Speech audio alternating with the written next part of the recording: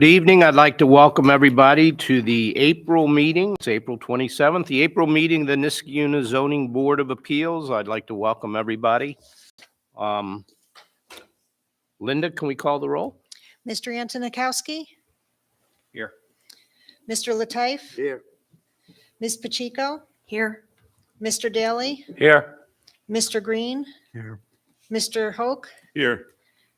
Chairperson Frary. Here. I would first of all like to welcome the new member to our board, Mr. Antonikowski, and glad to have him join us. Welcome. Thank you, Chairman. Thank you, Board. I appreciate it.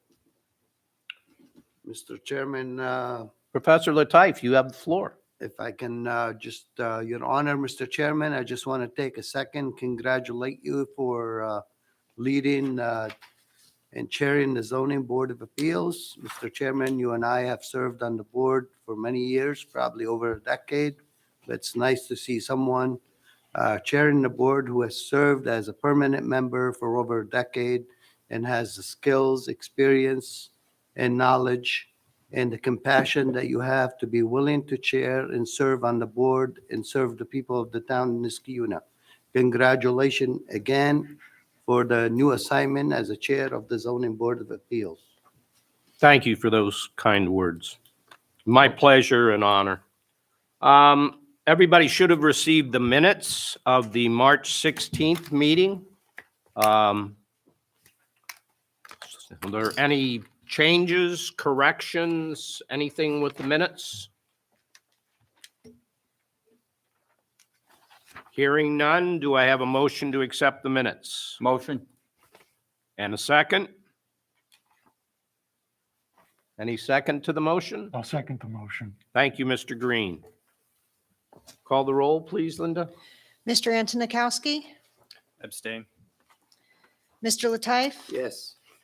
Ms. Pacheco, Abstain. Mr. Daly, Yes. Mr. Green, Yes. Mr. Hoke, Abstain. Chairperson Frary. Yes.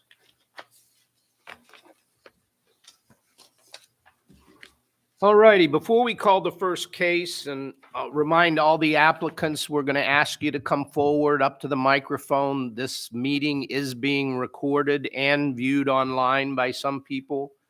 That's the reason we sort of tie you to the podium there. We want you to speak into the microphone nice and clear so we can all hear you. And also so that everything you say gets recorded for the tape later on. You need to come up and tell us your need for the variance, explain to us why you need a variance, what the variance is for. And also, in your own words, tell us anything that you have done to try and mitigate or reduce the need for a variance. We have a criteria as a board that's set by statute for us to evaluate your variance. So what I want to make sure is that you understand the process. So if we're asking you questions, that's usually why. And if you don't understand or there's something about the questions you're asked you're not clear on, just let us know. We don't want this to be a secret process. It's an open process. So please make sure and ask us what your questions are, and we'll do our best to answer. Linda, why don't you go ahead and call the first case? Appeal of Tracy Morehouse for a variance from Section 220-13, Schedule IB of the zoning ordinance of the town of Niskayuna as it applies to the property at 1206 Ruffner Road, Niskayuna, New York, located in the R1 low-density residential zoning district, to construct a 12-foot by 21-foot garage addition partially within the side yard setback. Section 220-13, Schedule IB requires a 20-foot minimum side yard setback. As proposed, the garage addition will be located 10.1 feet from the side property line. Therefore, a 9.9-foot side yard setback variance is required. 9 letters were mailed out, 1 response. Welcome, Ms. Morehouse. Welcome back, I guess Hello. we should say, for the second time. Wait, Good. no, sorry, Keith. So we didn't have any responses for the last meeting, but this meeting we do have. Oh, I'm sorry. Okay. I was just trying to, it's from 2144 Mountain View Ave. and it says members of the Niskuna Zoning Board of Appeals. We have been on friendly terms with Tracy Morehouse since she moved to the neighborhood and understand her to be a community-minded member with the intention of maintaining the beauty of her home. However, we don't see a need for a variance. Having a two-car garage is consistent with the established plan for the neighborhood and should not be considered a hardship. Some residents choose to repurpose one or both stalls for storage and leave their vehicles in the driveway, not using the garage as originally intended. Others have storage sheds, parking their cars in the garage. Tracy might want to consider this option for storage of her pool and lawn equipment. It's our opinion that granting a variance for this situation isn't justifiable and sets precedent, encouraging additional requests throughout the neighborhood for setback requirement relaxation. This area has maintained its charm for 60 years, known for its spacious lots and well-designed homes. It would be a shame to compromise one of Niskuna's most beautiful neighborhoods. Sincerely, Michael Mason and Suzanne Mason. That was the only letter we got then? Yeah, and it was from the second mail. Okay, great, thank you. Well, they've already let two people do it on the street, so. Ms. Morehouse, could you please give us your name? Tracy and your Morehouse. Hang on. Yeah. Your name and your address, and then tell us about your variance. Tracy Morehouse. I live at 1206 Ruffner Road, Niskuna. I'm asking for a 12-foot addition because I cannot get two cars into my garage. I believe you were here before us. Yes, I asked for 16 feet. Now I went down to 12 because I can squeeze it in and open the doors. Okay. And I believe part of what we asked you for last time, you gave us some additional information. Could you please provide that so it's in the record? I got your plans. I had an Okay. architect do plans. One person suggested I should have done it. I think the chairperson said that was a ridiculous expense, but I did go and do it. Also, one gentleman was worried about the water pitching to my neighbors. So it's been constructed in a way that it'll pitch down to my property, and we'll put something in the ground there to catch it. How about the issue of I believe you provided us some measurements for your car? Yes, I did. I sent them off to, where is it? I have it right here. The woman who got the plans, they wanted to know, the car is 170 inches with the doors open. The garage measures 264. My other car, including the mirrors, I could rip them off to pull it in, measures, what does it measure? I don't have, it measures something like 94 inches. Okay, could you define for us, you used the word small car. Which car was that? Oh, that's the convertible. That's the little car The that I one- can't drive in the winter. The one that's covered up in your garage? Yes. And I'm sorry, you told us the other car was what? The other car is a Ford Flex, and it's, I think, 93 or 94 inches from mirror to mirror.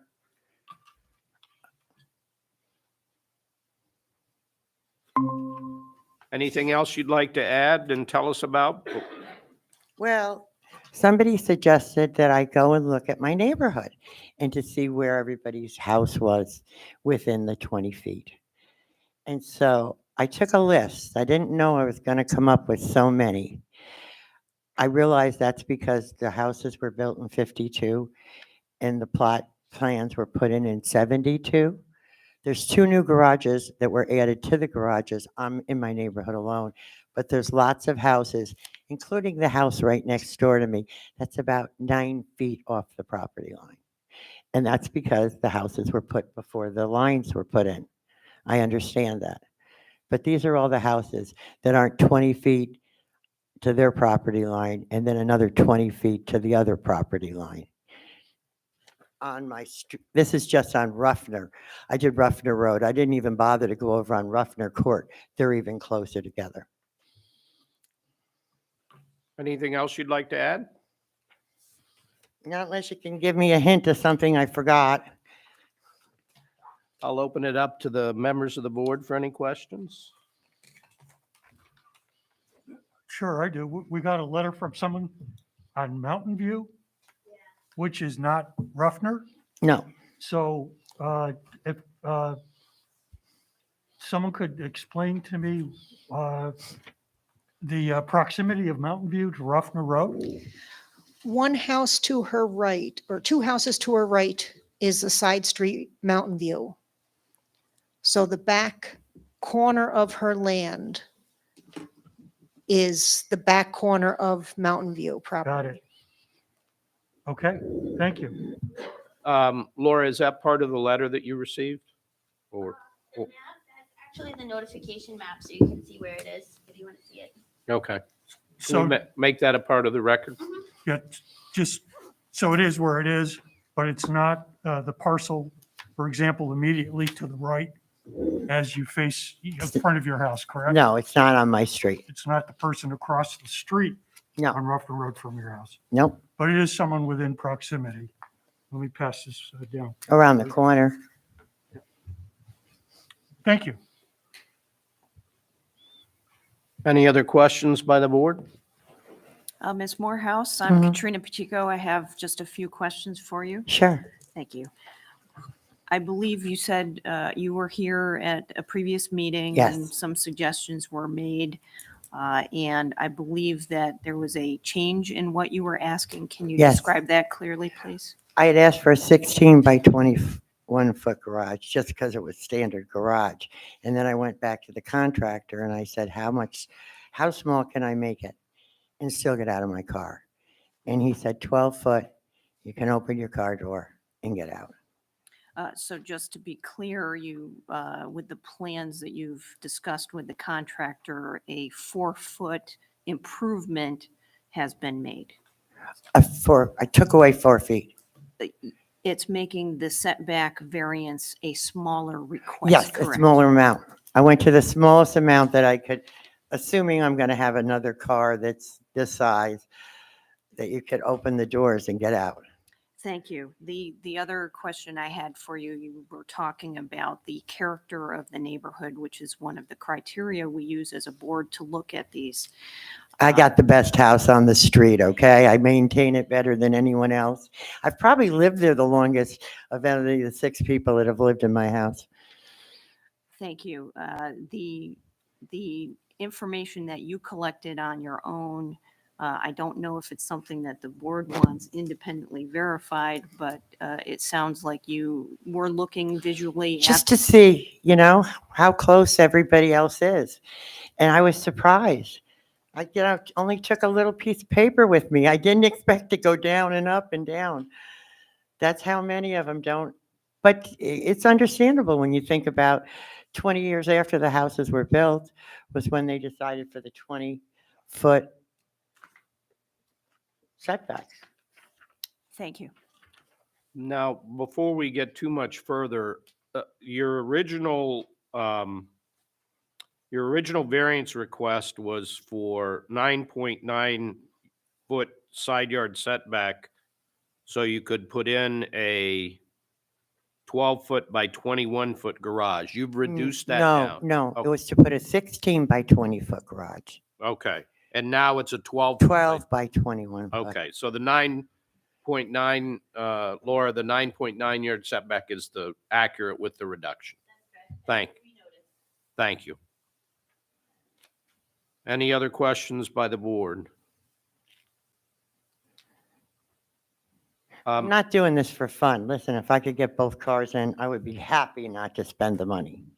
Just a couple of quick questions from my perspective. You talked about the waterfall off the roof. It appears from the diagram that you've provided with your packet, it shows a flat roof over the addition. Is that correct? I think there's going to be a 5 foot, they're going to use flat roof material, but it's going to be a 5-inch pitch back. So, and then they're going to dig and put buckets, in the ground there to collect any rain. Okay, so there is it just doesn't appear on your They're so diagram. small that I didn't have them, the woman at the department said, wait until, if you get it approved, to have the plans printed. But yeah, it's like 5-inch I think is what they said, but it is going to be a flat roof substance. Thank you. I appreciate that. I do see it now. Ms. Pacheco was kind enough to show it to my non-engineering eyes. In terms of the measurements you did of your car, can I just ask why you measured your small car with the doors open? Because the head of the committee said, I'd like to know the measurement of that car with the doors open when I was at the meeting. Okay. She says, go measure it. So I did. Did you measure it with the doors shut? No, I'm sorry, but it's out in the parking lot. If you want me to go out, I have a tape measure in my car. No, that's okay.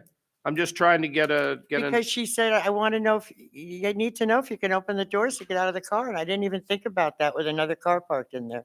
okay. So it was at the head of the committee, I think it was a woman last time, who said, open the doors and tell us what that measures. How much room do you got? Okay.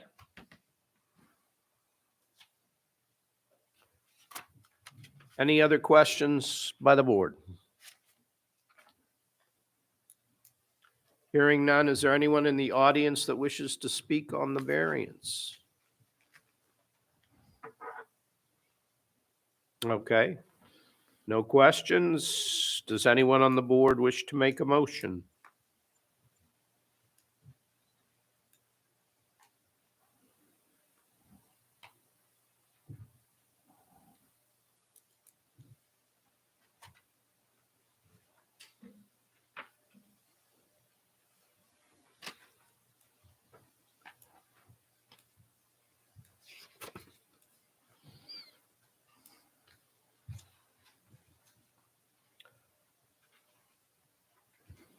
All right.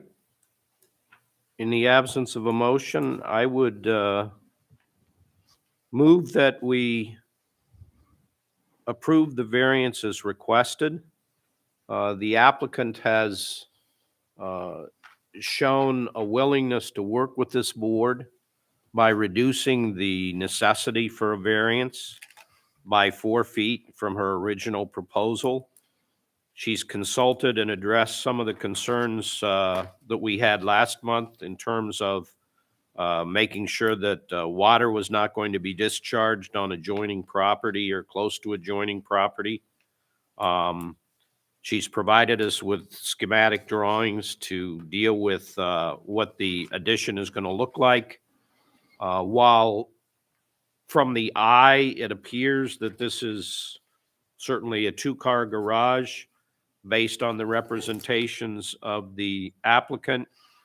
She's unable to park her 2 cars, one of which is stored over the winter in the garage, and still have room for other items which she clearly can't leave outside, nor does she have a shed for that purpose. I don't think, having been down Ruffner Road frequently, that it's going to affect the character of the neighborhood. She does have some buffering brush and bushes and other items in between her property and the neighbor's property. So I don't think there's going to be an adverse effect on either the environment or the neighborhood. And while it is self-created, I don't find it to be determinative in this particular case under the circumstances. For those reasons, I'm going to move that we approve the variance as requested. Is there a second? Mr. Chairman, I'll second that on all the statements just said. Linda, can you call the roll, please? Mr. Antonikowski, Yes, for the reasons stated. Mr. Lataif, I'm gonna say yes, and I want to thank the applicant for going back and doing some sketches as we requested from her, and I want to thank you for reducing your applicant to 4 feet less. Thank you. Sure. Ms. Pacheco, I'll also vote yes, and would like to note that in addition to the previous comments of my colleagues, I also have a fairly narrow garage myself. And with both cars in, I can't really open the doors. So it's very similar. I understand the issues that you face.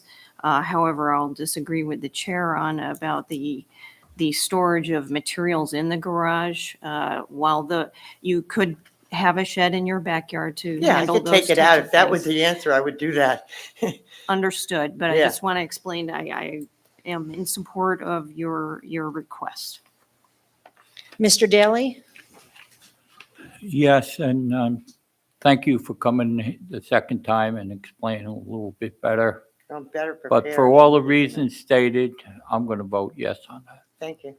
Mr. Green? Yes, I'm going to vote in favor of the motion. The fact that you came back and you were able to provide the information with regard to the questions that the board had were illuminating for me. And what might otherwise be a very close call, which is still a close call in my mind, tips in favor of voting yes. The fact it also is that, as previously stated, the space on the right-hand side of the garage looks to me like even with the addition that is being requested is not going to materially change the character of the neighborhood. No, So that's why I'm voting yes and for all the other reasons stated. don't worry. I'll make it look gorgeous. Mr. Hoke? Yes, for the reasons stated. Chairperson Ferrari? Yes, for all the reasons stated. Congratulations, your Thank you variance so has much. been I granted. appreciate it, everyone. Good luck with your project, and thank you again for coming Thank back a second time. What do I do now? What do I do? Laura can help you out with that. Yeah, so you'd submit a building permit and we have you scheduled for the Architectural Review Board next Wednesday. Oh, okay. So get the plans first. No, we're good. Thank you. We're going to call the second case, and then we have a couple of, before the applicant comes up, we have a couple of procedural things we're going to need to follow. So we'll have the case called, and then we'll ask the applicant to wait until we put some information on the record. Appeal of Roberto Squiglia for a variance from Section 220-18A3 and Section 220-18B3B and Section 220-13 Schedule IB of the zoning ordinance of the town of Niskuna as it applies to the property at 750 Pierce Road, Niskuna, New York, located in the R1 Low Density Residential Zoning District, to maintain a 24 by 20 foot garage exceeding the accessory building height limit partially within the side and rear yard setback. Section 220-18A3 states, unless otherwise specified, accessory structure shall not exceed 15 feet in height. As constructed, the garage has a height of 16 feet, therefore a 1 foot building height variance is required. Section 220-18B3B states that the required side and rear yard dimensions for major accessory structures shall be the same as applies to the principal building. As defined, major accessory structures are detached accessory buildings or other structures in excess of 120 square feet. The garage at 480 square feet is a major accessory structure. Section 220-13, Schedule IB establishes the side setback minimum of 20 feet and the rear setback minimum of 25 feet. As constructed, the garage is located 11 feet from the side property line and 6.75 feet from the rear property line.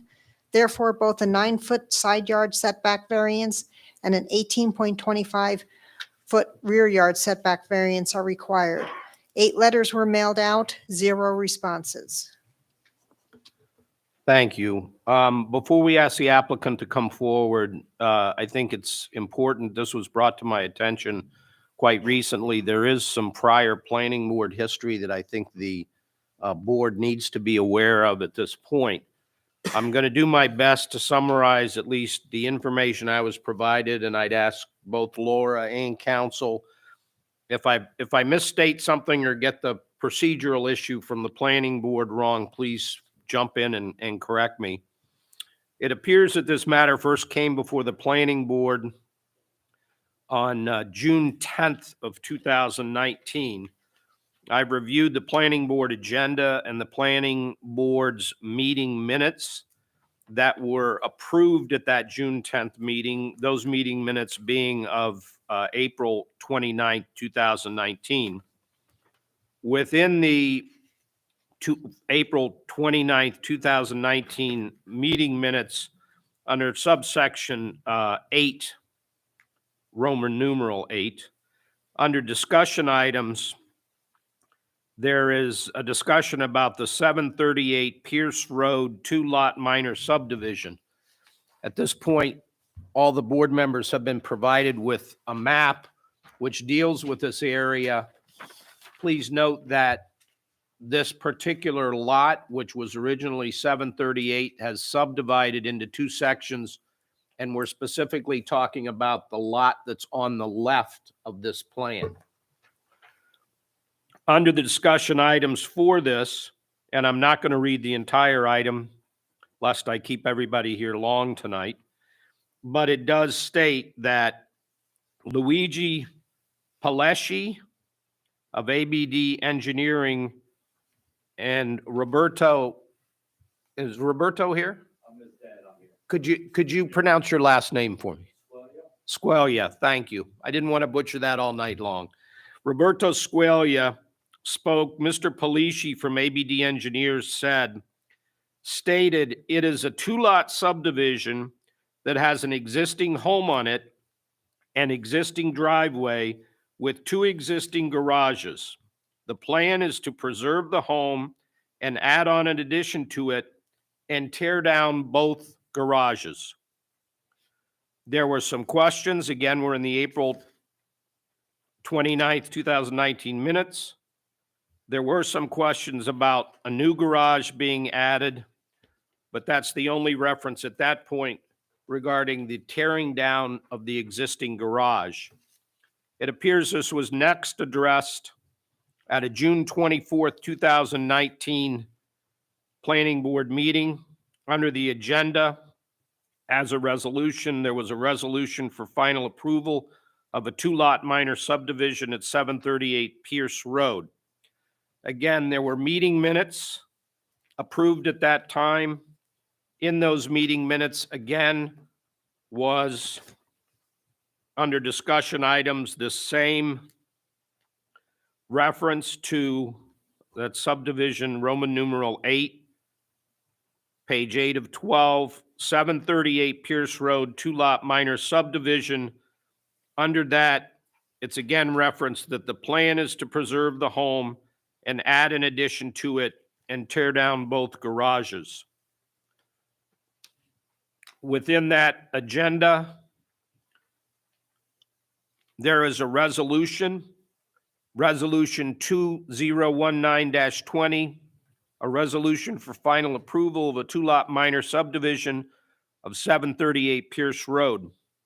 Within the background information that's provided with that resolution, it says the existing parcel features 231.6 feet of frontage along Pierce Road with a depth of 300 feet. 738 Pierce Road currently contains a single-family home, barn, garage, and gravel driveway and parking area. The subdivision plan before the planning board is attempting to split the parcel to renovate the existing home on the first parcel and construct a new single-family home on the second parcel. The barn and garage would be removed. The new home would make use of the existing driveway, and a new driveway would be constructed to serve the existing home. I provide that by the way, that resolution was finalized and entered, and I have a copy of that. I would note for the record that the final resolution 2019-20 does not contain any reference therein of the removal of the garage.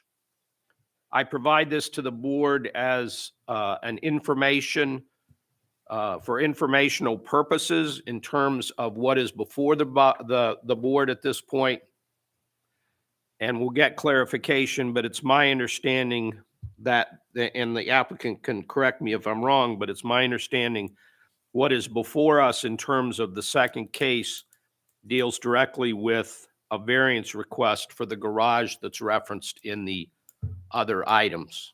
At this point, I'm simply going to turn to counsel and allow her to provide any elaboration or information to the board before we then go to the applicant. So, thank you, Chairman. I do agree with everything that you said as far as a recitation of the facts as I understand them before the planning board back in 2019 when the subdivision application took place. So essentially what's before this board is a variance request to allow an existing garage to remain on the property. At the time of the subdivision, the applicant had notified the planning board that they intended to take the garage down, and the subdivision was approved. That garage was never taken down, so now the applicant is before the board to get a variance for that and allow it to remain.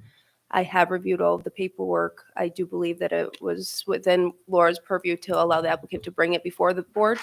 So with the information that's before you, you would just handle this case as if you would any other as far as assessing the criteria for an area variance. The information that has been relayed as far as background from the planning board is certainly something that you may take into consideration in assessing those factors, but it's not determinative. Thank you. Could the applicant please come forward? Make sure you speak into the microphone, give us your name and address, and tell us about your request for a variance. Good evening, everyone. My name is Gennaro Squalia. Me and my son Roberto are building two houses. Come forward just a little bit so we can hear you. So we're building two new houses. He's doing the rehab. I'm building a brand new house next door to it, which I'm pulling the permit this week. When we originally went for the subdivision, it was in the winter. We didn't know, well, I shouldn't say it was in the winter. We didn't know how bad the garage was. Once we started building, working on the house, which was in October, November of last year, we went through the garage and it was structurally sound.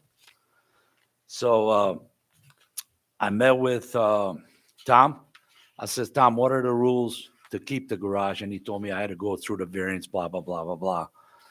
So I took it as it'll probably stay up. So I actually spent $10,000 to fix and make it look presentable. I think I got pictures in there in the application I sent in.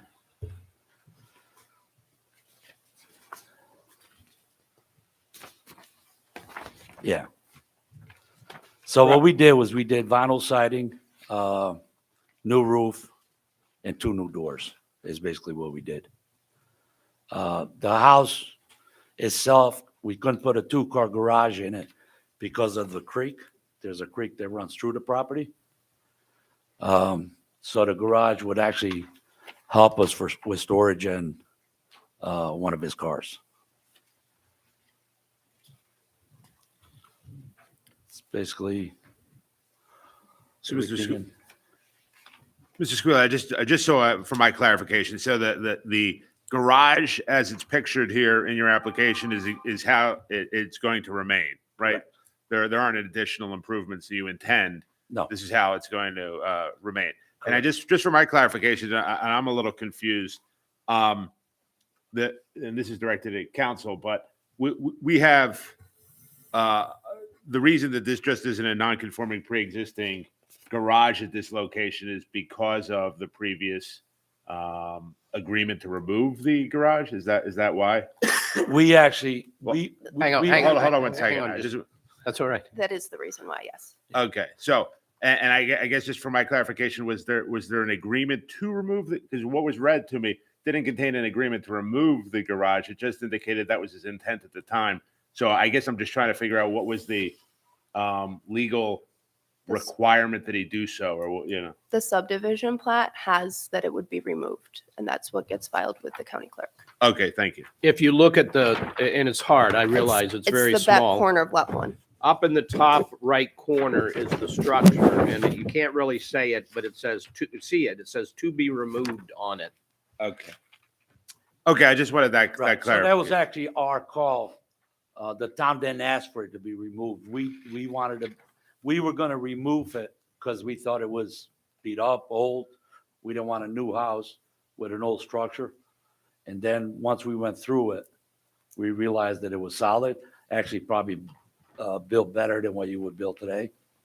Okay, so with respect to the structure itself, what changes did you make to the structure? Vinyl siding and shingles on top, the roof. Okay, you didn't increase the size of the height of the building or any of the dimensions of the building? Nothing. That's where the building was. It's been there probably 40 years plus. Okay.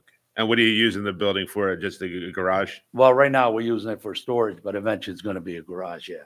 Okay. And just the garage, there's nothing else intended for the structure? It looks like No. it's fairly large. It's sad, keep lawnmowers in it. No, I don't, it doesn't look like you can maintain any kind of apartment or anything. Oh, no. Okay. No, as I said, my son's living on one property and I'm starting a new house probably next month on the other side. The one house is up already. We're sheetrocking next week.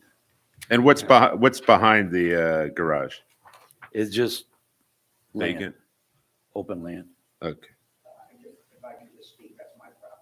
Oh, okay, you'll have an opportunity. Yeah, hang on 1 second. We'll get to you. I don't have any further questions. Thank you. Any other questions by the board? Yeah, what's on the backside of the garage? Just land. No, I mean, the physical structure, are there doors on the back, lights on the No, back, windows on the back? no windows, no doors. And what's the approximate distance from, if I may, the back of the garage to the next closest structure on the adjoining property behind the garage? 400 or 500 feet, maybe. I couldn't tell you. You can't see a house physically behind it. You can see a house to the left of it, probably 300 feet. All right, And there's so, nothing to the right of it. all right, tell me how, if I have it wrong, just please feel free Oh, to go say ahead. so. So what's going on is you get the subdivision Yep. and it's based upon the information provided then, which Mhm. included the fact that the structure we're talking about today was going to be gone. Correct. All right, and what changed was after you got the subdivision, you realized is, I believe you're telling us that the structure was, in your estimation, worth preserving, Correct. and you've even improved it. Correct. Okay.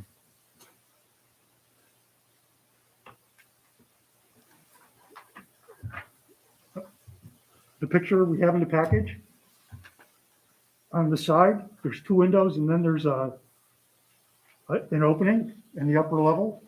Yeah, because it's an old barn. I mean, it's a barn. There's storage up there, but Well, that's what I'm getting at. Yeah. Is there a second floor in this building?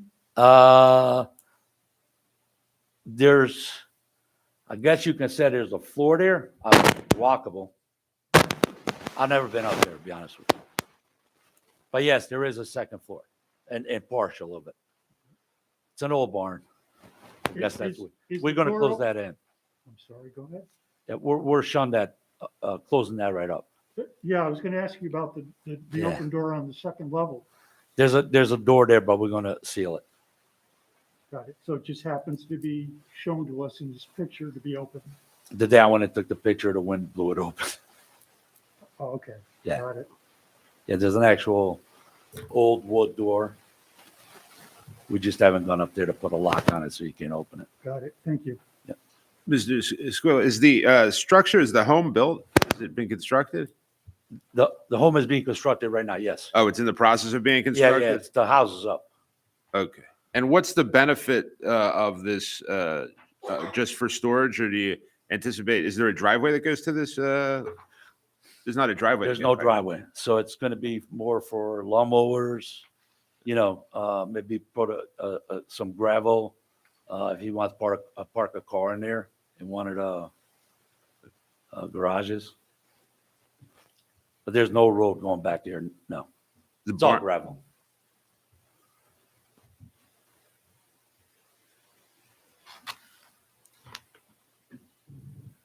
Any other questions by the board? I got one question. Mr. Sure. Chairman. Are you going to have electricity in there Probably not, no. As of now, no.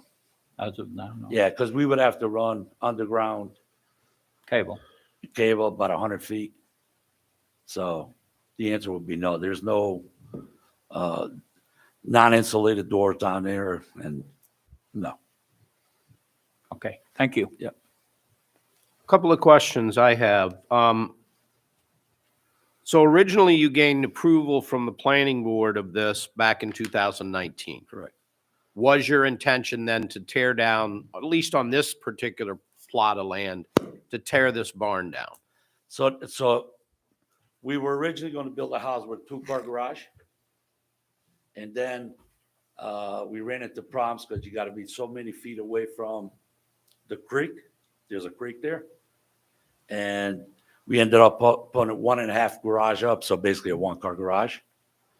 So at that point, that would have, and we didn't start building until last year. So, when we say 19 to now, we didn't actually start the process till last year. Well, And then we realized that,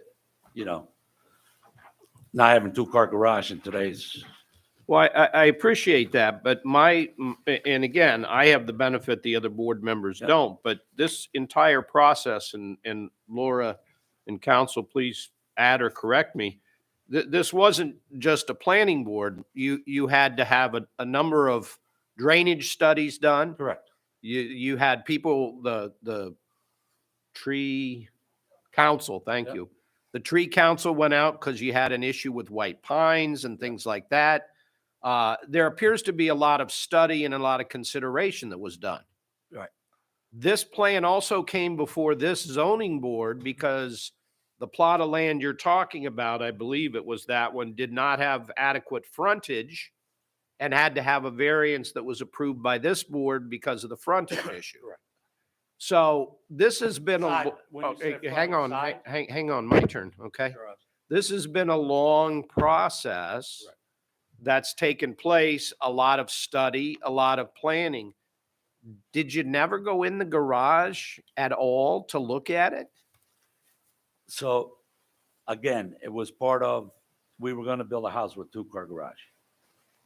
And then when we actually started building, you can see when we pulled the plans for it, started building the house, we realized because of the distance where you can build compared to the creek, we had to stay pretty much on the old house.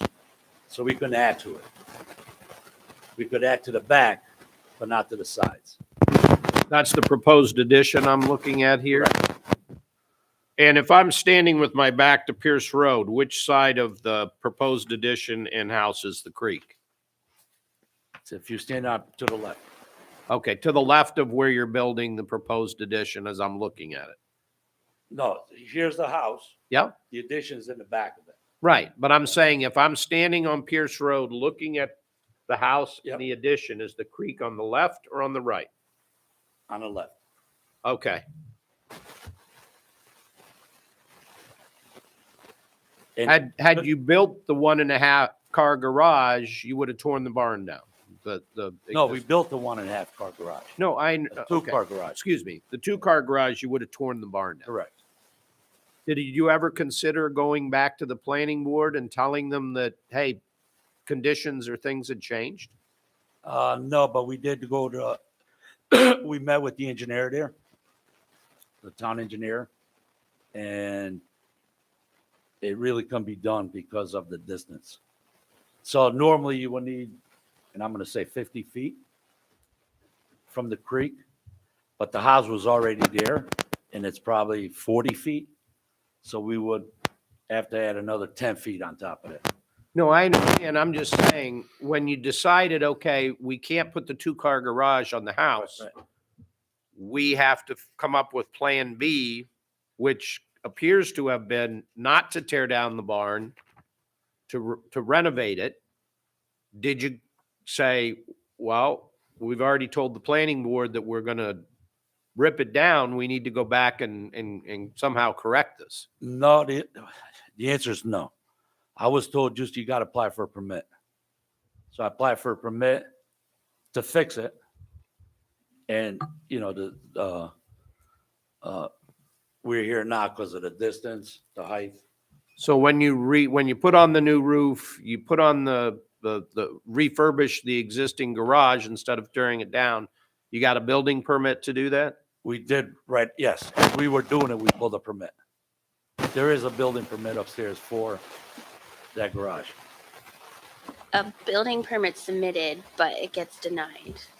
So the work was completed prior to the permit being brought to our office, and when the permit was brought to our office, it was denied. Because so the variance that you guys granted in 2018 was not for frontage. It was actually for the house to be allowed to be close to the new lot line. If the barn wasn't proposed to be removed, the same time you guys were reviewing the location of the house to the proximity of the lot line, you would have reviewed the location of the barn to the proximity of the lot line. Because both by creating that new line, he was creating a nonconformity in the zoning. But because the barn was proposed to be removed, it didn't get a variance from the zoning board, only the existing home. So when the building permit was submitted to us for siding and roofing of that structure, it was denied. And then he had to come to the zoning board. So the work was done without a permit, And we started to work, yes. Yes. and the 70 permit was denied. It was denied, right. By the time it got denied, I was done with it, yes. So we didn't want water running in there, so we put a new roof on. And then the siding was flying all over the place, so we put siding on. So the answer is yes, we did the work, and then it was denied. Okay. Anything else you would like to add for the board to consider? No, Mr. Squilla, just one more question, or a couple more questions. sure. So I'm unclear now, is the new house with the new addition that you're building, that is not going to have a garage, or it is going to have a It garage? is going to have a garage. Okay. So the purpose of the barn is not to create a garage for the home. Yes and no. I mean, no, do we really need a no? It's not going to affect the marketability of the property. No, Okay. no. So if you were, okay, thank you. Any other questions by the board? Yes. You stated you're not going to put a driveway in there, am I correct? Paved driveway, no. We will have some gravel so you can drive back there, but that's about it. So it's not gonna have blacktop. Okay, let me reword that a little bit. Are you going to have a driveway from the garage doors out to the street?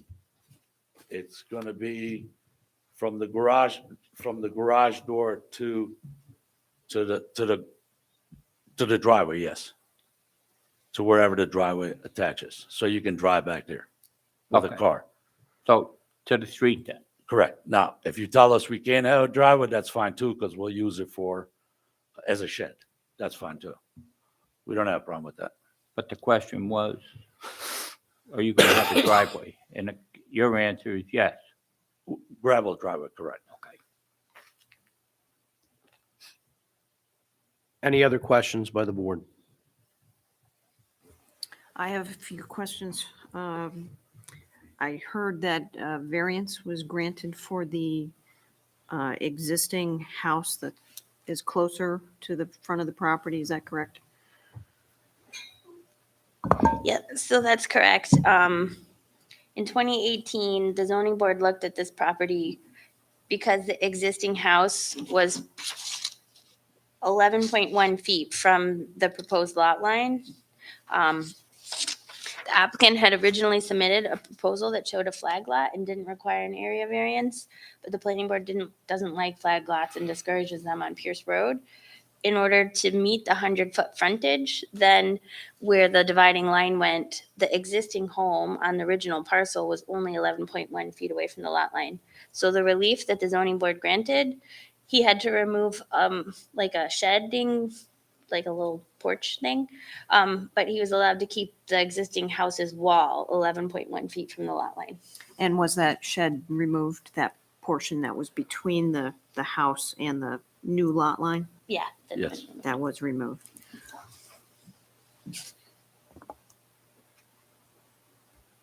Thank you.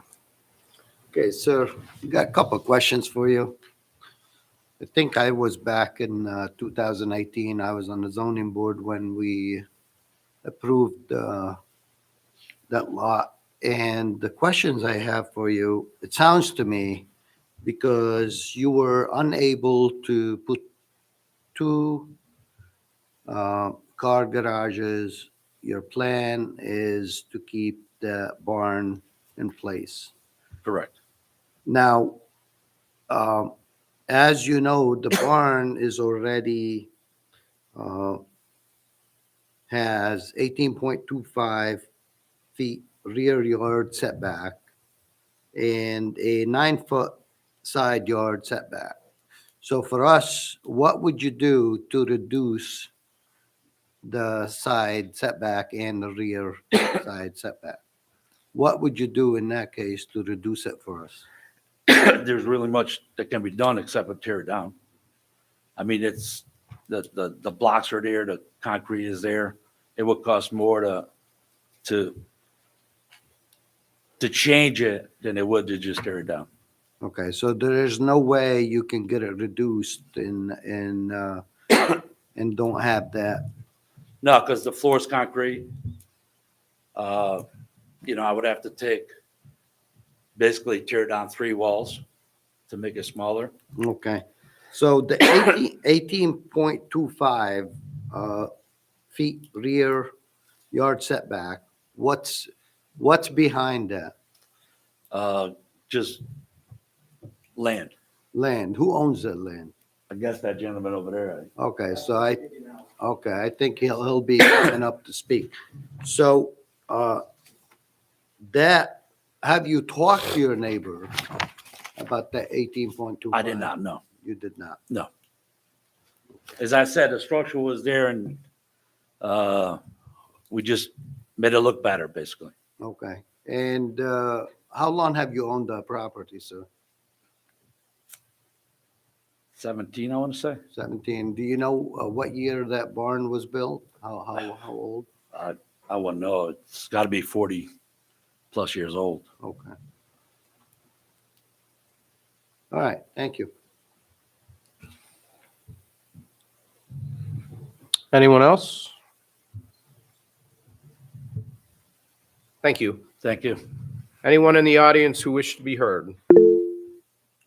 Come on up. Please make sure you speak into the microphone. Give us your name and your address first, please.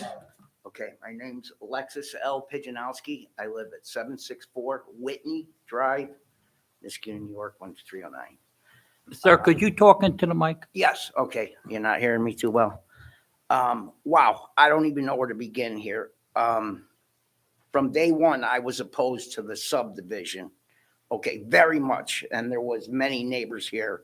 Nobody wanted it, okay? I don't want to come off as this guy's enemy, but I'm not against capitalism or making any improvements to an existing property. But this subdivision is it's been a mess. And Mr. Seguila?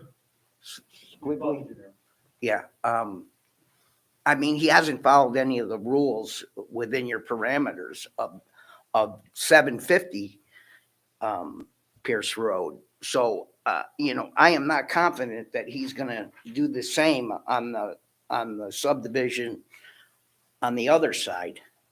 So my problem is here, I'm of the opinion that this should go back to the subdivision stage or go back to the board for the subdivision to see if it should be accepted or not again. I mean, everybody was against it. I'm against it. He has not followed the rules with respect to this side of the property. And I'd like to make a correction here. This memo says that the property is 6 feet from my property. It's actually 6 inches from my property line. I don't know if you have a map up there, but the eave on that barn, we're discussing the barn here today. I don't want to get off track, overhangs on my property line. So not only did he do the work on that, against permit wise, or whatever you want to say, out of code. The barn touches my property. So now, there's several things going on. He kind of didn't stay within his parameters. And I'm willing to give and take a little bit here, but they weren't supposed to cut trees down. They weren't supposed to do a lot of other little things, increase the foundation. I don't know what else I have here. I don't know. I'm letting my emotions get the best of me here. I am not happy about being here or what is going on with that subdivision. Mr. Pijanowski, can I just ask you, in terms of the property line, Yes. have you at any time recently, most of us have not, located the pins or whatever the markers are that delineate your property line? Yes. In fact, we recently, and I want to thank you, you approved the fence that was existing from before we owned the property. You let us revamp it. We didn't make any changes, but we replaced it with a new one. And I just want to thank you. But that fence goes in a pie shape, it directly in line. So the fence goes, I know exactly where it goes. And if you just take a sight, then you kind of just eyeball it. You can see that my property line is going right into that barn. And actually, I knew this prior from the knowledge of Mr. Argenti used to own the property. And because it was grandfathered in, I don't know, for whatever reason, that barn is really old. It's probably 100 years old. And it's been there for a long time. So, I didn't want to, I never made an issue about it back then. But Have you seen this photograph at all? yes, I've seen the barn. Can I just ask you, and as best you can, on this photograph on the left side of the barn, in the background, there appears to be some buildings. Is that right? What's the closest building on your property to where this barn There's a is? shed, just a shed has no foundation. There's a shed right next to that, and there's another old shed that's sitting there, but it's going to be torn down. It's actually getting past its capacity to be there any longer. Do you live on this property currently? Yes, I do. Okay. Where's your house located? It's on Whitney Drive. So with relation to that picture, the garage doors, if you're facing the garage doors, I have a vacant. Okay, there you go. Just make sure you speak into the mic if you would, please. Yeah, I'm trying to figure this out. Which one's mine properties? The one with the green? Where are we? The here? blue is 750. I'm at 764, so I'm the pie shape there. There you go. You're this one. Okay. Yeah, all that vacant land is mine. And I like that it's not developed and not, it's grown in and it's representing suburbia as we know it, or as we used to know it, rather. I like that it's untouched. There's woods, it's in its natural state still. And I have no plans to change that. And the fact that they split up this property into two, it's exhausting that piece of property. It's caused environmental problems. When the snow melts, my backyard's a swamp now, and they want to dig another foundation and displace more water that's going to lead into my property. There's a waterway. It's an actual tributary that goes from his property along back, Mr. Harrison's property, I think is that one. And then it goes behind mine. It's like a little creek and goes behind the other ones. And it used to be somewhat wet. And it just seems like since the overbuilding of the property in the whole neighborhood, it's displaced water all towards mine and my neighbor's property. So, trees are getting sick. It's not a healthy situation. And I understand you're frustrated. Understand. Yeah, I'm really emotional I'm right just now. trying to let you know what we're here to do and what we can touch and approve is not going to help these conditions that you're talking about. So, Right, right. Any other questions for Mr. Pijanowski? Yeah, Mr. Pijanowski, so as I understand it, obviously you're not a fan of the subdivision that was No, not previously at all. approved. I never wanted it from the beginning. That's clear. And I think the chairperson was indicating that the scope of what we're really looking at here is whether to grant variances to allow the shed that's existed, I think you said for 100 years, to continue existing there. And so with respect to this shed, the improvements that were made to this shed, did they make it look better or worse? You're talking about his garage. Yeah, his garage. Does it look better now with the Yeah, siding I mean, and the? I'm not totally upset about it, but it does touch my property. And the original conditions were that he was going to tear it down. I understand that. I understand. So he didn't do it. Understood. I'm just looking at it. If we're looking at it afresh here to determine whether or not he should be given the variances, I'm just trying to ascertain what your specific objections are to the shed itself, other than he didn't follow the proper protocols. Are there other substantive things you don't like about the shed itself, or does it impact your property, specifically the shed? Well, it's touching it. Yes, I'm not too happy about it. I mean, I'd hate to say something, he should move it or tear it down at this point.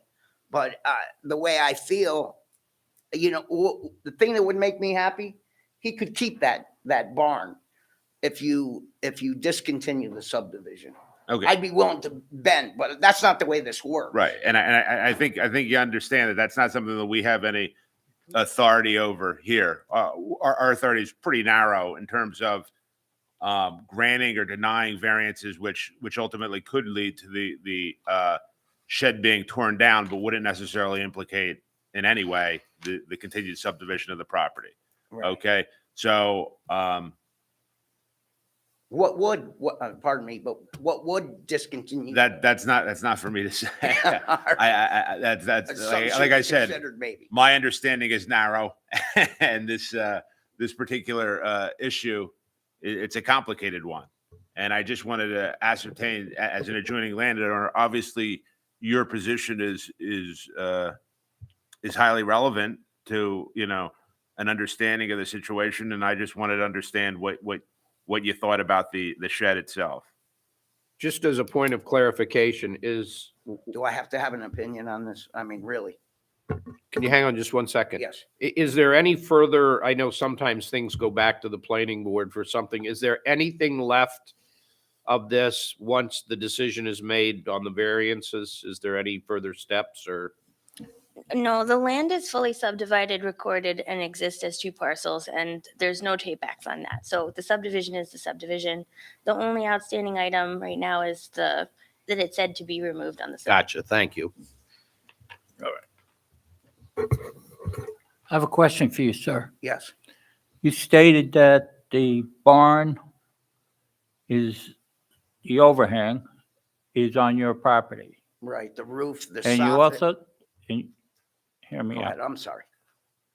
And you also stated that your backyard's flooded because of this? Well, I don't think it's, totally because as a result of his property, totally.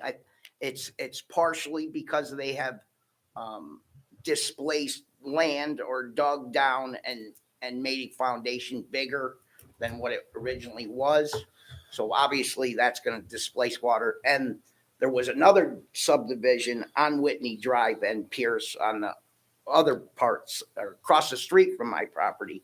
And it appeared to me that when they subdivided that and built 2 new houses and tore down many trees once again, my property got wetter once again. So now not only is the development that's gone on here already has further made my property more wet. And then, I mean, what's to say that what's going to happen when he does this again?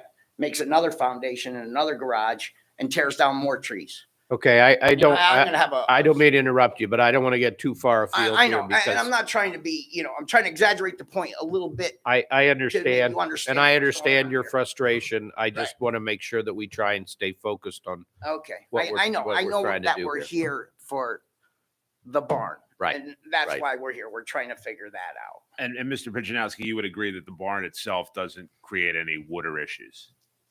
Probably not. Okay. I mean, as a reasonable person, I would say it doesn't have a foundation. I mean, you know, he hasn't knocked down too many trees yet around it, but who's to say, you know, what's going to go on? Like I say, he has not, you know, followed the parameter of the original plan. So who's to say what's going to happen? I mean, I know it's his property. He could knock down all the trees if he wants, but that was part of the original subdivision plan, and it just hasn't followed through to fruition. And- as you called it. And Mr. Pichanowski, I think you have, there are remedies for that if he's not following the, you know, the plans that were submitted. Obviously, we're here today for that very reason. Right, So- right. I appreciate that you're even convened. Right. So You know, I realize that. there are remedies for that. But like I said, we're fairly narrow here and focused on the issue. Okay, so I mean, just because of the goings-ons that have happened at that property, I'm against it. All right, I'll just leave it at that. I really don't have a real opinion on it.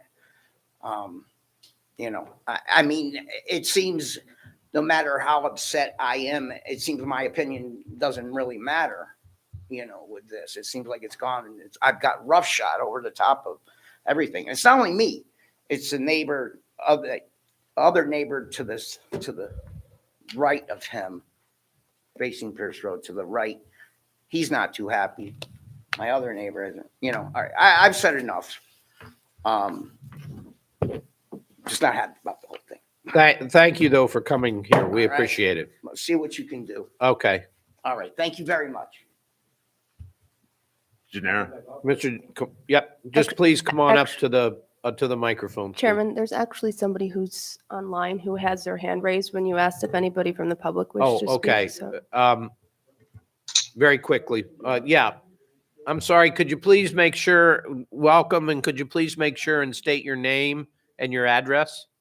Sure. Corey Orlop, 738 Pierce Road. So to the right side of the map, your drawings you're looking at. Okay, so as your back's to Pierce Road and facing the lot, you're on which side? Right side. Okay, thank you. Absolutely. Go ahead if you would like to be heard. Yeah, Alex made a good point of it, and I just wanted to reiterate that it appears this variance that's being requested directly contradicts the one that was granted as what was needed to get approval for this subdivision. So giving everyone the opportunity to come and speak for or against that subdivision was done to a map that is, or a drawing that never came to fruition. It's not the truth. So I'm also on the side of Alex where we need to roll back to the approval for that and let people have a chance to speak about what's actually going to happen and not a proposal that never came true. That barn was slated to be removed in every drawing that we were shown, and we were allowed to speak against, but now it's still there. So that opportunity was denied. We didn't get to talk about what actually was going to happen. Well, we want to make sure you have that opportunity now because these variances deal with that barn. So thank you for appearing. Sure. Thank you. Anything else you want to add? You've said that there are routes forward to address issues about previous variances, but I don't know what they are. So I would love any opportunity to see what those are. Well, I don't know. Sometimes after the approval stage in certain projects, things go back to the building, the building committee, that type of thing. That's not the case here. We're simply dealing with whether or not this garage, shed, whatever it's called, can continue in this place because it requires variances. So that's really all we're dealing with right here. The fact that there were previous variances granted based on this barn being removed, though, leads me to believe that another variance saying it can stay, those two are going to contradict each other, and that's never a great spot. What was granted before was not a variance. There was a subdivision plan which was put in place by the planning board. It was within that that subdivision plan, that there was the representation that this, and I believe at least one or two other structures would be torn down. That's the reason that the applicant is before us now to get a variance, is because it was supposed to be torn down and now it's not, and they're looking to leave it. So that's why they're before us now. It's not a change to the subdivision plan other than that issue. You stated that there wasn't a variance previously, but to get to the point where the board could vote on the subdivision, there was the variance. Laura detailed earlier about the house being too close to the newer property. You are correct. Yes, this The came barn before the board. was also detailed to be removed from that and would also need a variance to stay. That's the variance we're addressing now. So rather than picking them apart as the house being approved separately and then the barn being approved 3 years later, I'm saying that we should have the opportunity as everyone around it to discuss this as a whole, not one at a time, especially when one gets approved saying that the barn's going to be removed and then the next variance is to keep the barn. I understand that confusion. Okay. I just wanted to make sure that was out there. That's Nope, what I'm I appreciate most that. displeased about. I appreciate that. Thank you. You're welcome. Thank you for appearing. Absolutely. Anybody else virtually or in the audience that wants to speak? I'm sorry, sir, back to you. So, just so we're clear, I take offense if somebody saying capitalist. I'm not a builder. I don't build 100 houses a year. This is for me and my son. Second of all, I spent $3,000 to get surveying done. And it's 6.9 feet or whatever it says on the map. So not on this property line. We actually pay somebody to do a survey. The trees that were taken down are only the trees where we're building. We didn't touch any other trees. We made a commitment at the time.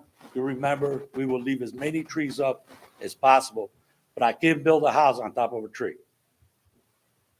So no trees were taken down that weren't supposed to be taken down, and whatever's left will probably stay. I would say 99%. Okay, thank you. Thank you. Thank you very much. Thank you. At this point, we've come to the time to pose to the board. If there's anyone that wishes to make a motion, it's a good time for me to remind you, this particular application has a request for 3 variances. If you're going to make a motion, you can deal with them individually, or you can deal with them as a package deal and make one motion involving all 3. Please make sure it's clear on the record when you make your motion how you're dealing with that, one or all 3. Is there a motion that anyone would like to make? I will, Mr. Chairman, I'll make a motion and I will package all 3 variances together, that being for the 2 setback variances as well as the height variances. I'm struck that this is an unusual situation. It's nothing has come before the board that I have been involved in with this fact pattern to date. And I am concerned that the shed and the renovations that were made to the shed don't comply or don't comport to the previous plans that were developed extensively before the planning board. On one hand. On the other hand, we have a structure that's been there for 100 years that's been improved by the applicant and looks nice and could be argued enhances the property as a whole. So while I appreciate the opposition of the neighbors to the shed, it seems to me that the opposition is more directed to the subdivision as a whole that I think is outside the purview of this particular application. So when you're looking at the specific variance criteria, whether the benefit can be achieved by the applicant, no. the benefit can't be really achieved. There's a shed that's existed that's being used for storage. The alternative is to tear down the shed.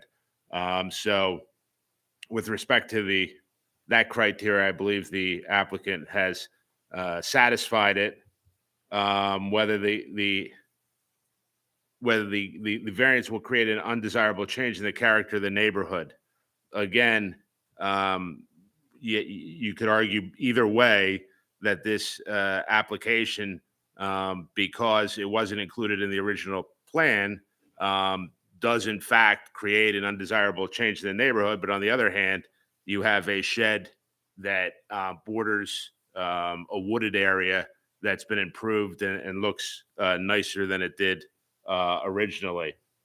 Whether the variance is substantial under all the circumstances, I don't think you could argue that the variance request is not substantial in this situation. Whether there's a variance will have an adverse physical or environmental effects, I don't believe that there will be any adverse physical or environmental effects. There was discussion about there being water issues on adjoining parcels, and I appreciate that that's a serious concern. However, that's not related to the shed itself. That's related to other larger issues that are present in the neighborhood as a whole. Finally, if the alleged difficulty is self-created, I would say certainly the difficulty is self-created. I don't think, and in this particular situation, we frequently say that that's not dispositive, but that is given more weight in this situation than the average situation. And I don't condone the renovations being made without a building permit. I do believe the applicant was sophisticated enough to know that he needed the building permit before moving forward. So balancing all these factors, which is what we have to do on an area variance application, it's a very, very close call. But under the circumstances and the fact that the applicant has complied with other provisions of the plan, including the removal of the, I don't know what it was. What was it? A porch closer to the boundary line as was originally contemplated. The applicant's indication that he has agreed that he won't be removing any additional trees from the property. And the fact that Mr. Pichinowski's property, the shed borders his property, but it's largely a wooded portion of the property. And that while I completely understand the objections of the neighbors related to the project as a whole, I don't think those objections are directly related to the shed itself. So for all those reasons, I would move to approve the variance. We have a motion. Is there a second? Mr. Chairman, I'm going to second the motion. And again, as Mr. Hoke mentioned, this request is substantial, but this building was built over 100 years old, that barn actually. And the applicant seemed to, when he came for subdivision, didn't think he was going to keep that barn, and realizing that the barn was in good shape, and he was able to maintain it by putting a new roof and siding on it. And the neighbor did say that they didn't want it down, even though they object to it. So for all the reasons stated by Mr. Hoke and what I'm saying, I second the motion. There's been a second. Call the roll, please.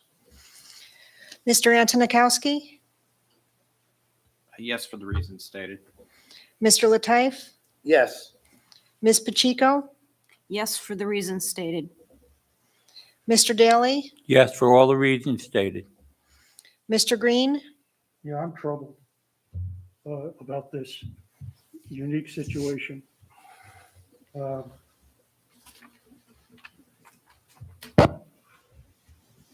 However, The legal issue before me is narrow. And while my eyes are not closed and blind to the history of this matter, as spread forth on the record by the chairman and amplified by others with knowledge, this kind of thing troubles me. However, because of the narrow legal issue that I believe is before this board, I am constrained to vote a yes on the motion. But I'm troubled. Mr. Hoke, Yes, for all the reasons stated. Chairperson Ferrari. Let me see if I can make some clarification to this. I'm going to vote no. And the reason I'm voting no is because a long, lengthy process was undertaken involving the planning board. The applicant wasn't just a spur of the moment. It was a long, lengthy process. There was a lot of deliberation. The process came before this board for a variance. And there was what I want to say is a promise made by the applicant to the planning board of what his plan was. Now, circumstances change. I understand that. But that plan was to remove certain outbuildings as part of an overall subdivision plan. Circumstances may have changed because, lo and behold, we discovered the barn was actually in pretty good shape. But that wasn't the reason we decided to keep the barn. It was because we couldn't put up the garage that we wanted to put up. So all of a sudden we thought, where's plan B? Plan B was, well, maybe we won't tear the garage down. Rather than following what would have been the prudent path, which was to come back to the planning board and say, I'm sorry, but plans have changed. We need to talk about this. There was no effort to do that. So what happened was we then started to rehab the barn without a permit. Then we went and applied for the permit, and it was denied, which should have been the number one signal, stop. You did not. You kept going, despite the fact that you had a denied permit. No, hang on, it's my turn. It's my turn. I understand that plans change, but there have been a series of missteps in this process. The criteria I have to follow. Is it substantial? Without a doubt. This is a substantial variance. Is it have an environmental effect? I do not think it does. Does it change the character of the neighborhood? Well, let's talk about what the neighborhood anticipated from your subdivision plan. It was the removal of a garage. A structure's there. It's going to be removed. And now we don't have a structure in our landscape. That to me is a change to the character of the neighborhood. To leave a structure which was supposed to be removed. Is it self-created? I agree with Mr. Hoke. Normally, we don't give a lot of weight to that because pretty much everything we deal with is self-created. But in this instance, this goes beyond just an incidental self-creation. This was a total 180 degrees difference to what you had agreed to and shown and essentially promised the planning board you would put into place. Because of those factors, I vote no on the motion. However, the motion is carried 5-1. Your variance is granted. Thank you for coming in. I apologize for the length, but it had to be done.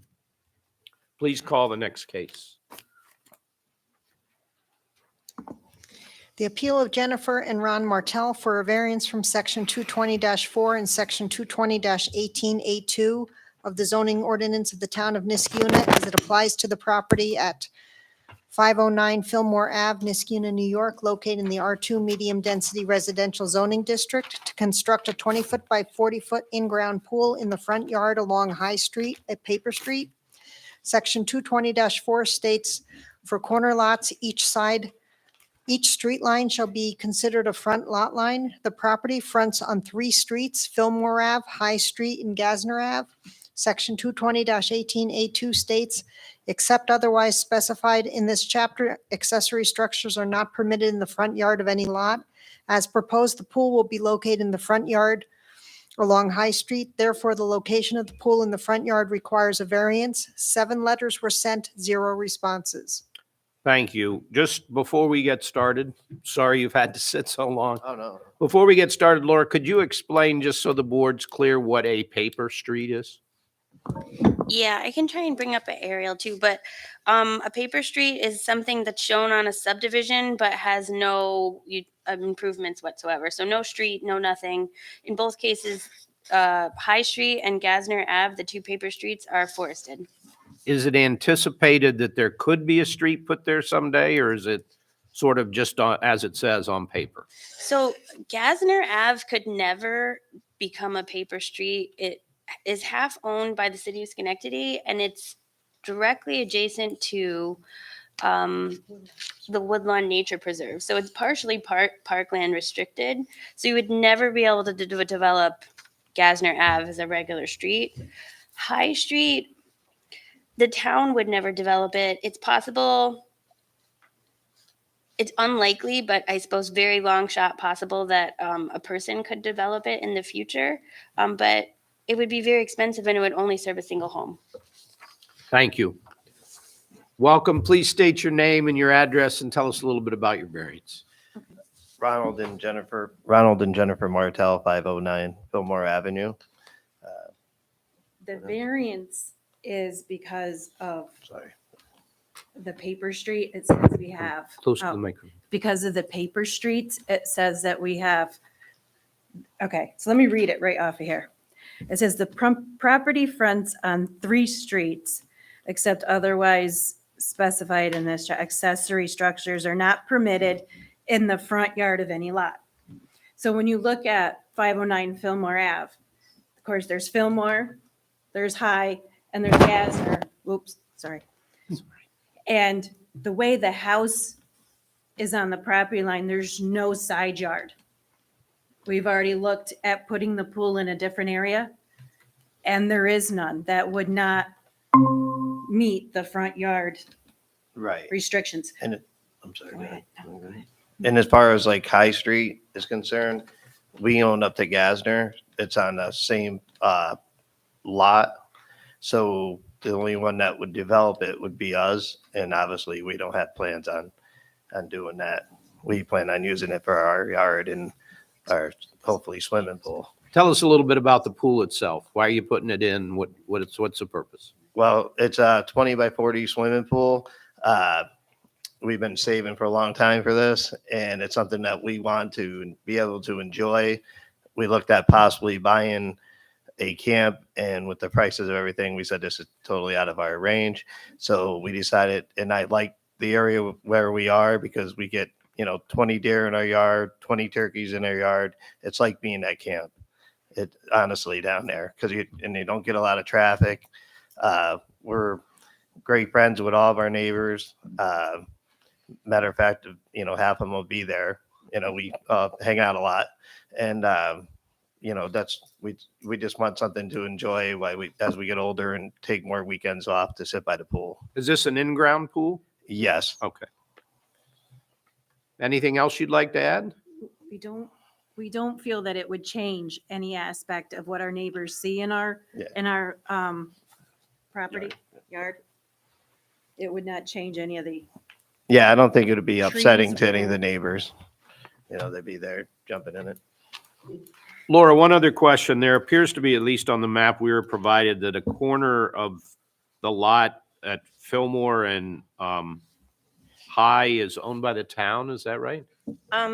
That's an old map, and the applicant actually recently went before the planning board, but the pool is not an issue for a subdivision on this property. And part of that subdivision included, so the town of Niskiuna deeded that land over to the Martells, and it included combining, on the map, it included combining both these properties into one.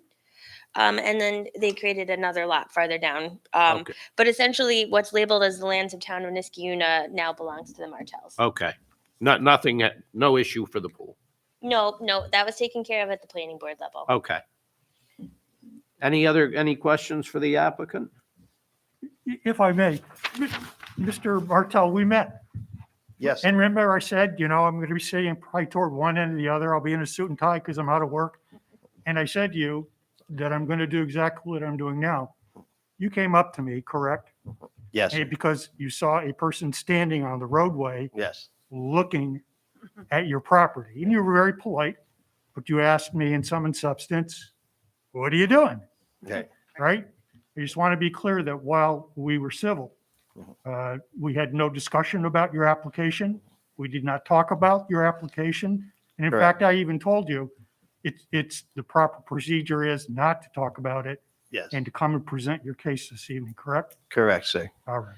And the reason why I approached you is that any one of our neighbors would do that because we have a lot of kids that play on the street and we all look out for each other. So, So you're saying you saw an unknown person correct. hanging out on your street, looking at your house and the kids, and you thought it would be a proper thing to introduce yourself, and you did. Yes, sir. Mr. Green is harmless. Yes. Thank you, Mr. Chairman. But again, just to be clear for the record, ready? No discussion. No, What I know about your case is the application you put in, the testimony that you and Jennifer have provided. I don't mean to be informal. Jennifer Martell has provided here this evening, correct? correct, sir. Very good.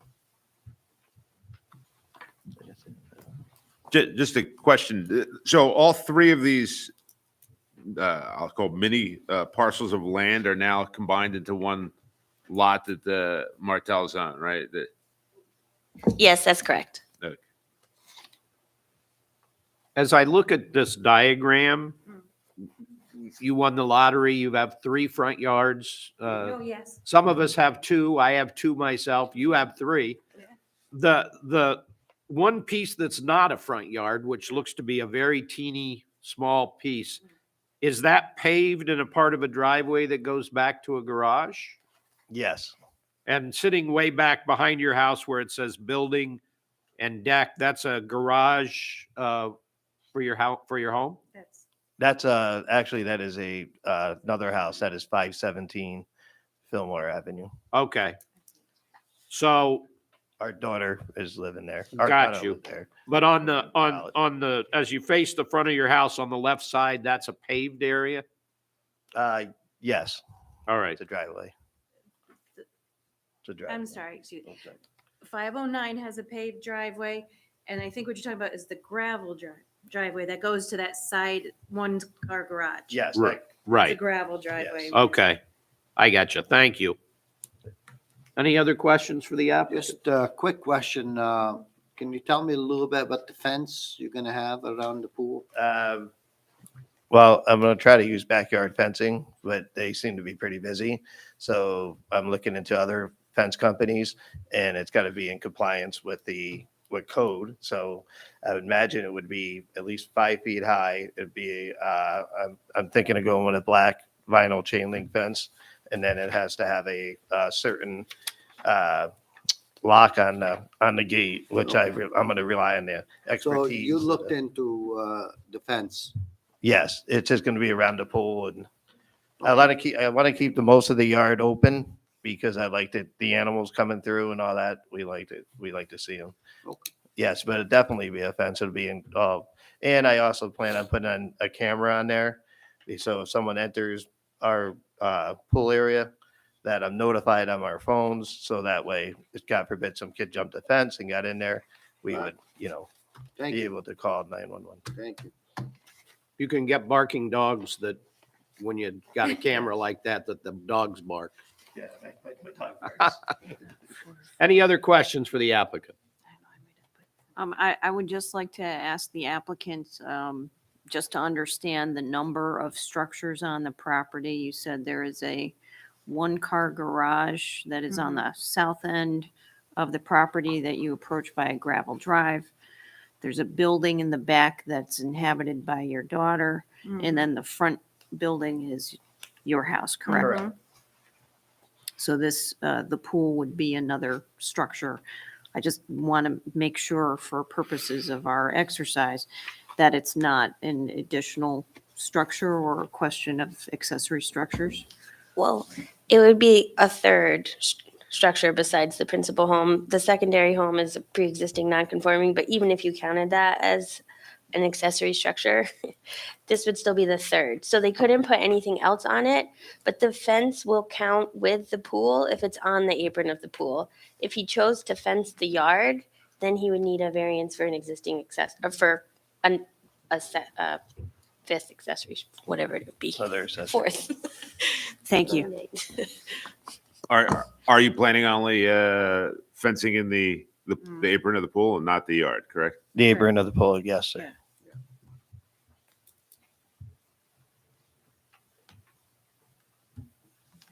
I believe the board's all set. Anybody in the audience who wishes to be heard on this application?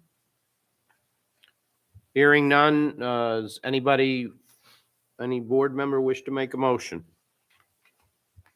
Mr. Chairman, I'm going to make a motion to approve this variance. This is a unique property, and Mr. Martel and his wife, they had good plan. They looked at all the different options where to put the pool, and it seems to be this is the best spot they can choose. It's not going to have any undesirable change in the neighborhood. Seems like everybody in the neighborhood seem to be on the same page, no objection.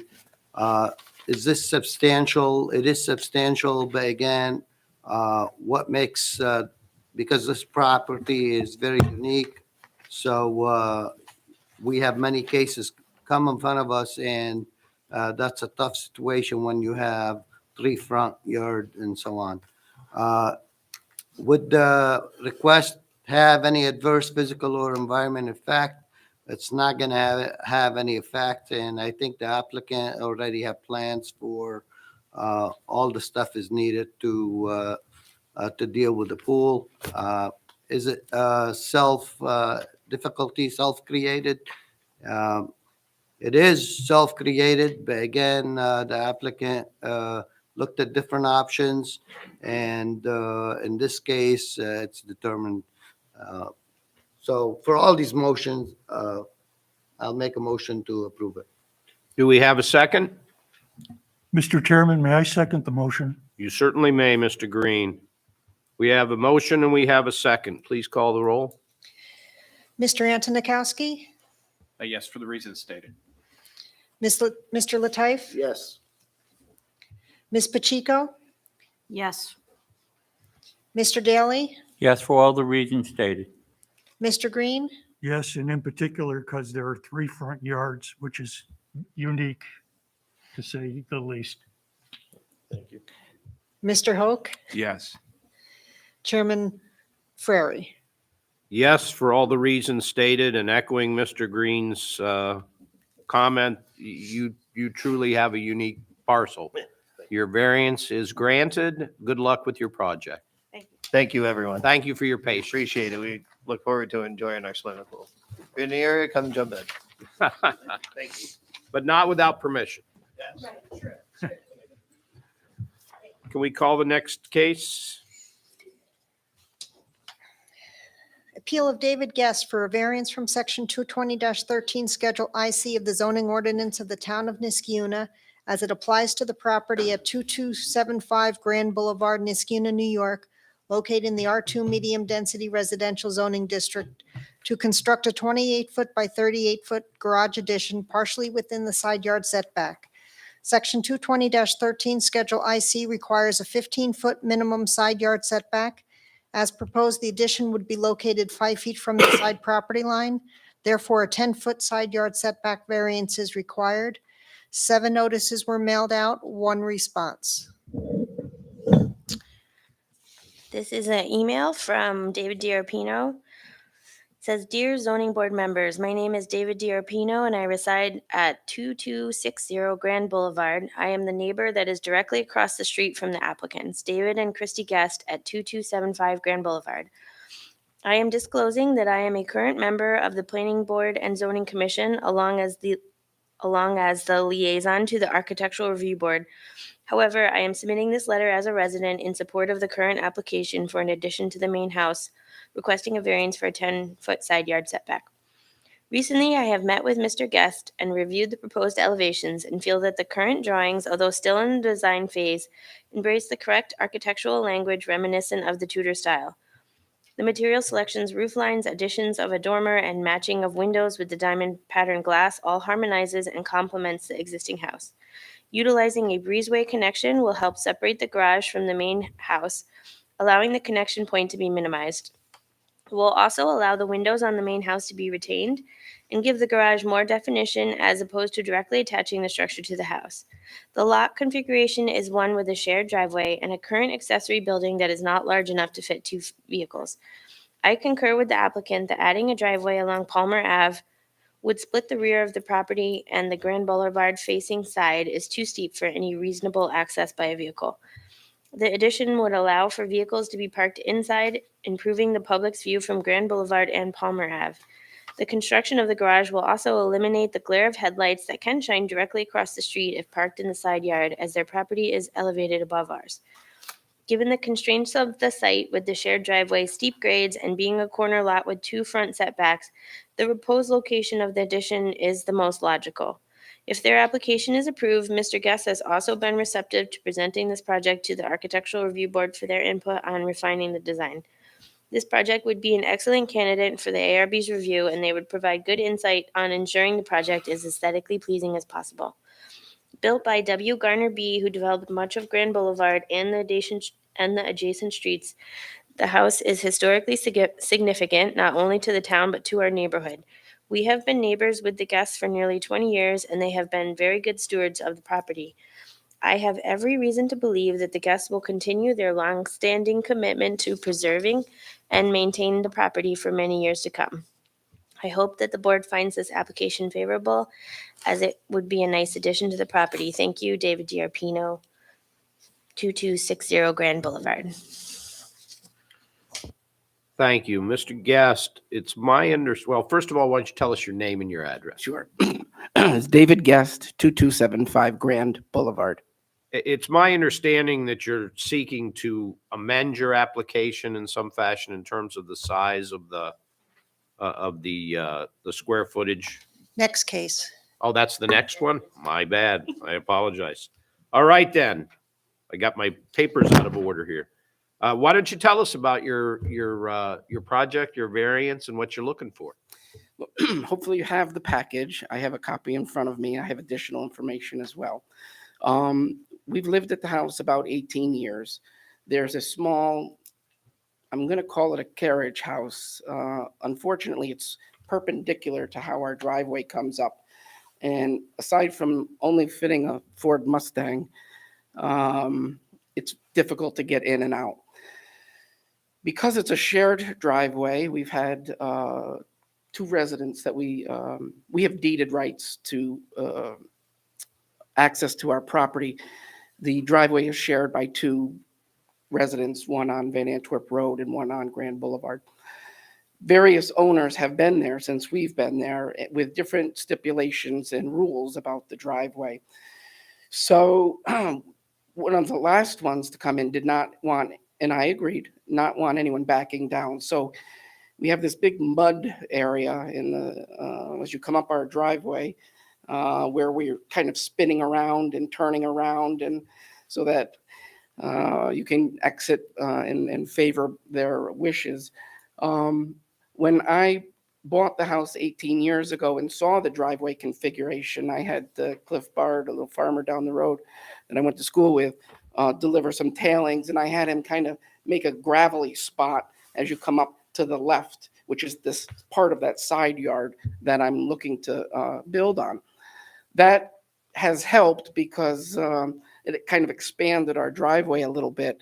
But every year plowing and snow blowing, the gravel is flying all over our yard.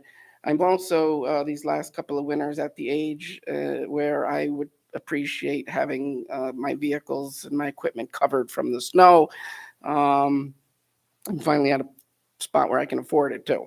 So this would be an enormous improvement to that, to our structure, to our house, to our lifestyle, and I think as well to the neighborhood.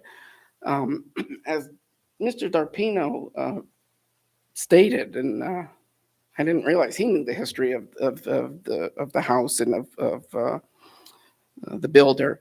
But Mr. Darpino is an architect, and I also went to college for civil engineering and architectural design. Everything I do to that house, I think of the original owner, Mr. W. Garner B. And I have been privileged to be really about the fifth owner. I say about because there was one family that passed it on from an uncle to a nephew. And so I still have the original double hung windows. I still have a lot of the features in the house that mean a lot to me. So I'm emotional because I'm hoping that I'm making the right decision by touching my house. It means a lot to me, this house. But I've thought about it for many years, and I'm at the point where, and this is why I also told Mr. Darpino I would put it before the architectural committee for balance and symmetry and weight and scale and all of these other things and materials. The last thing I want would be a garage on the side of my house that looks like it was a 2022 garage on the side of my 1918 structure.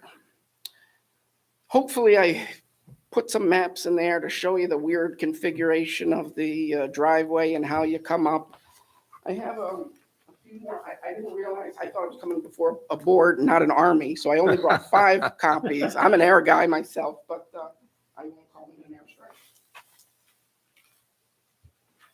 If there's anyone who doesn't share, raise your hand and I'll make sure you get one of them, but I have 5. Can I come? Please. Just if you're going to say anything, we gotta get you in front of a mic.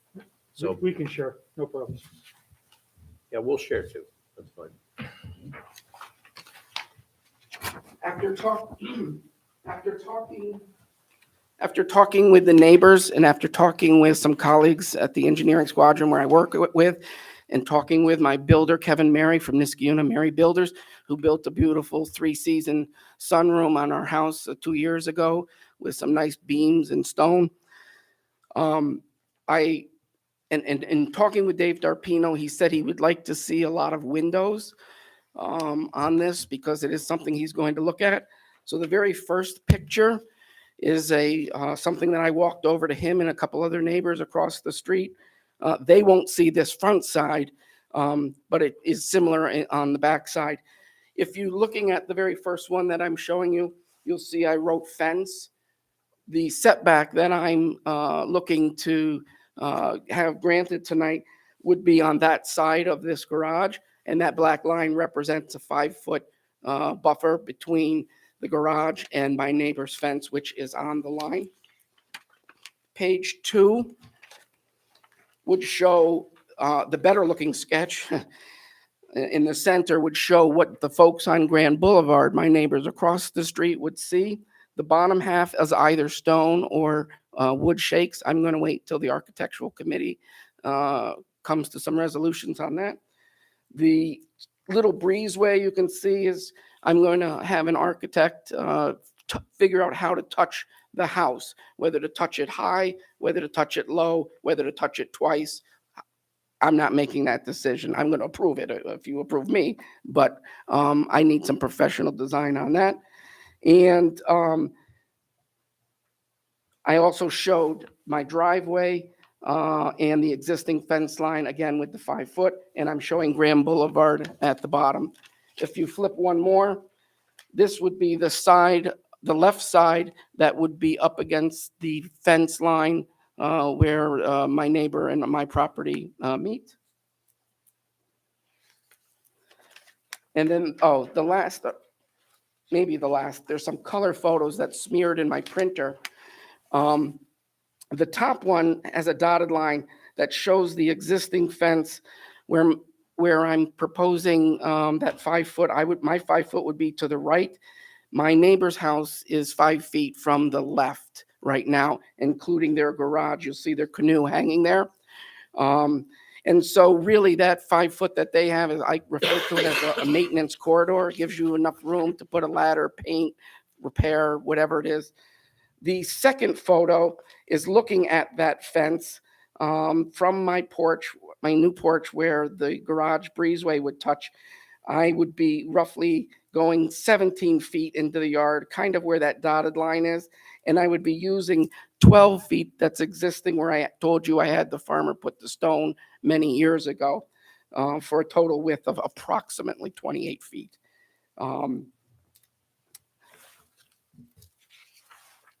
And I think that's all the additional information that I included for you.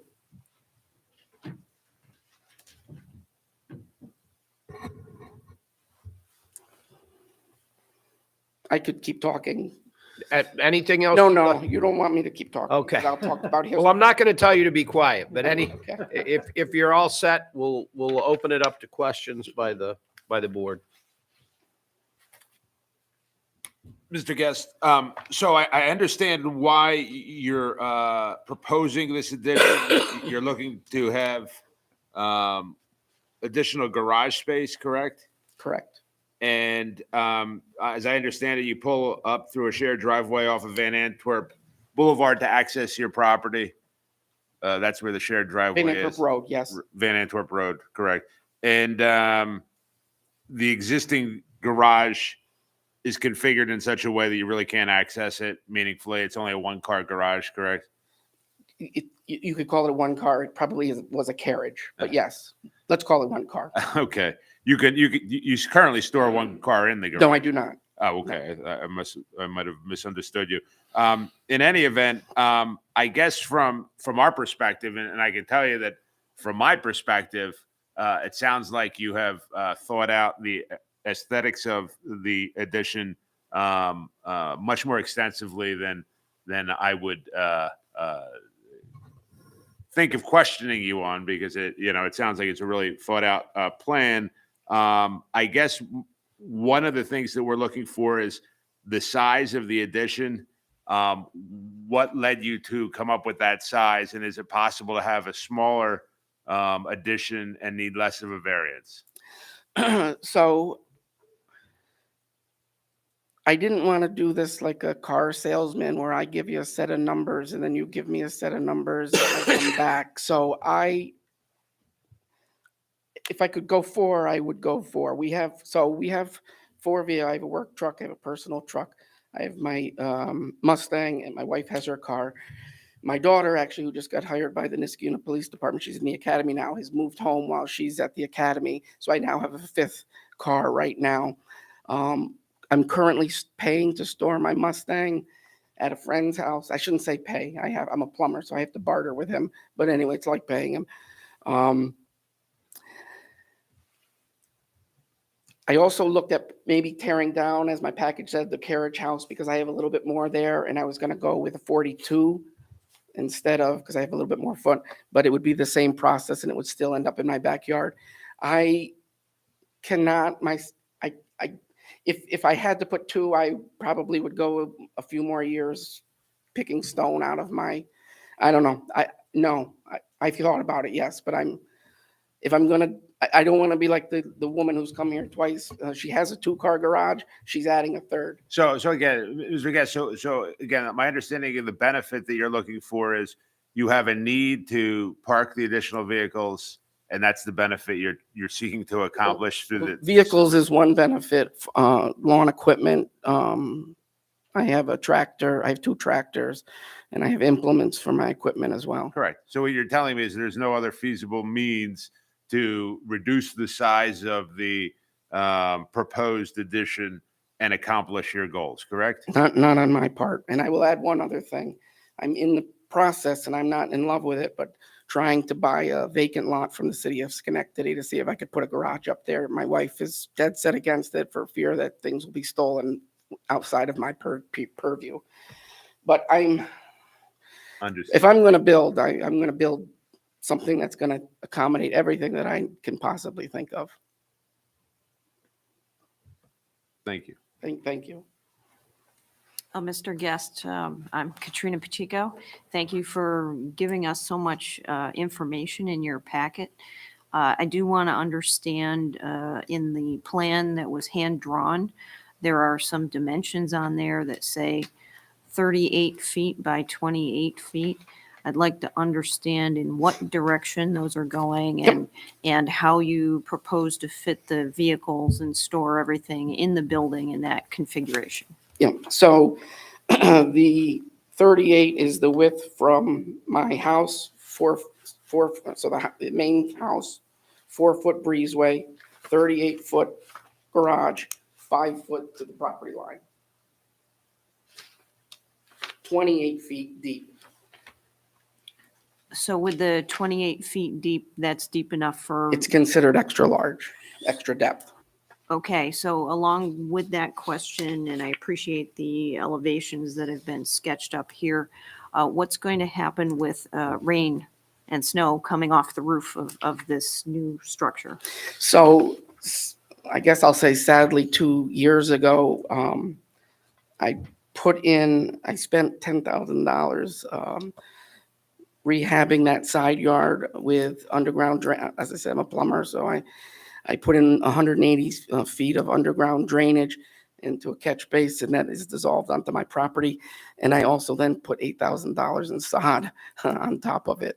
I am going to lose 17 feet, but if you need sod, let me know.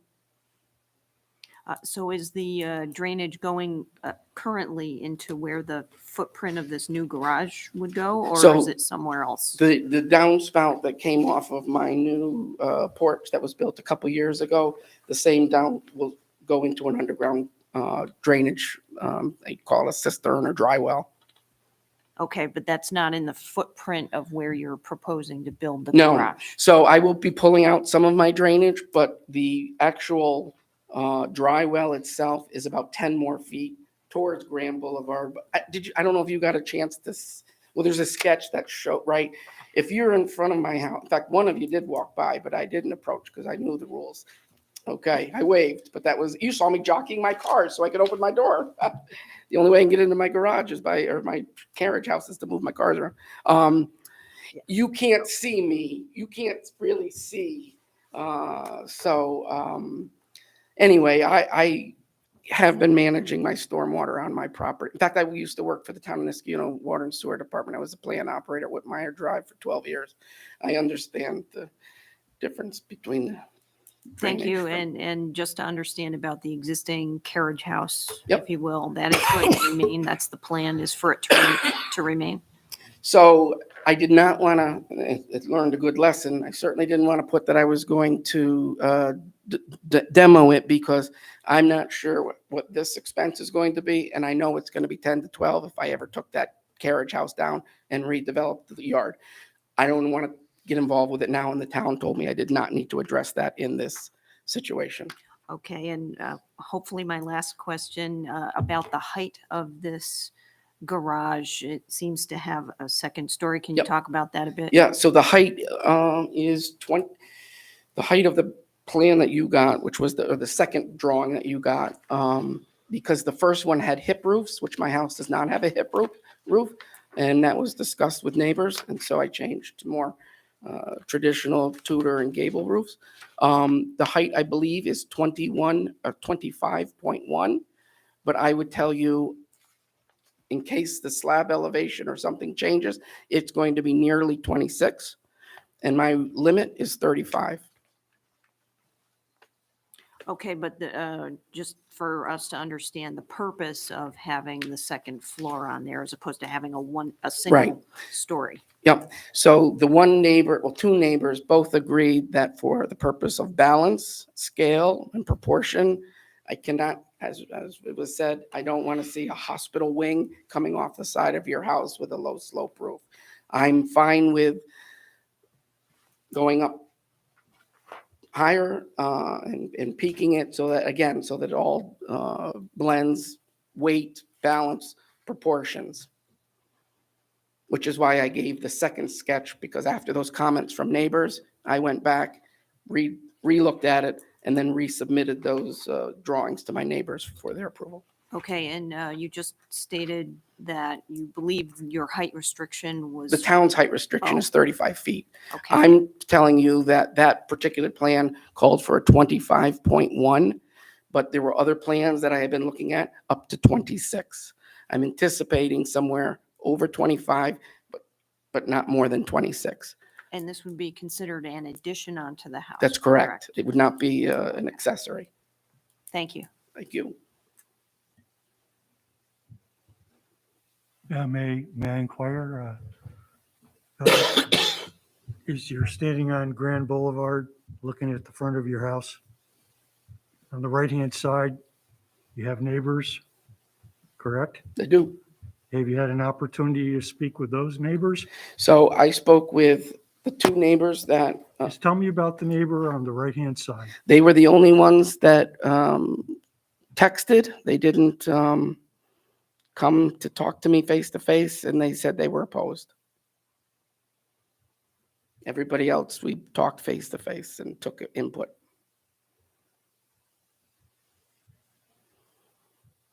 Did they tell you why they were opposed?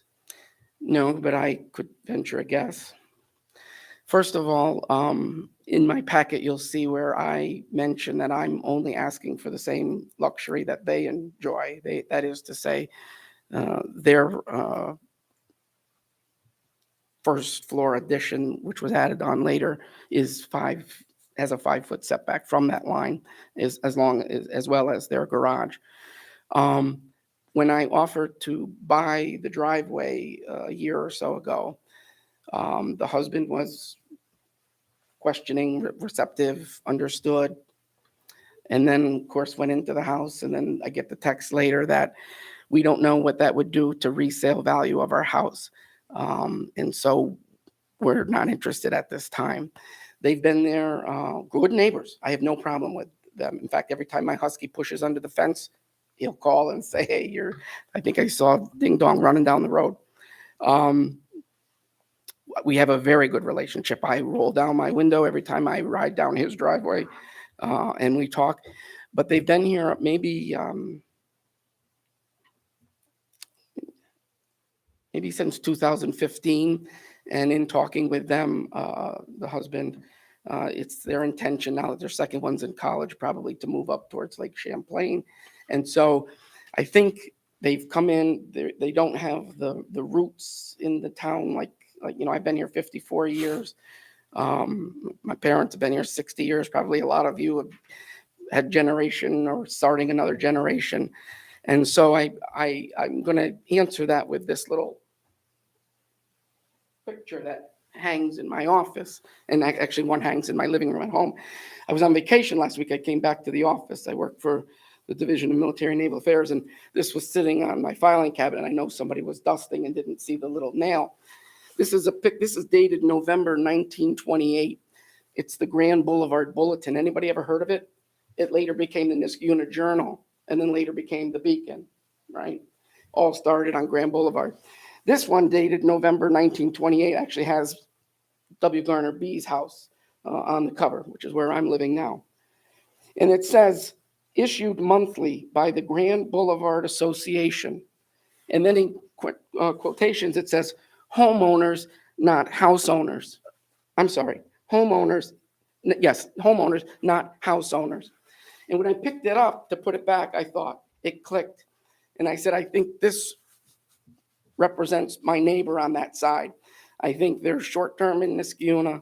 They'll be moving on from Niskayuna, and they're looking to not see any changes so that when they sell, everything was just the way it is. Unfortunately, I'm a homeowner, and so I do capital improvements, and I'll pass this around.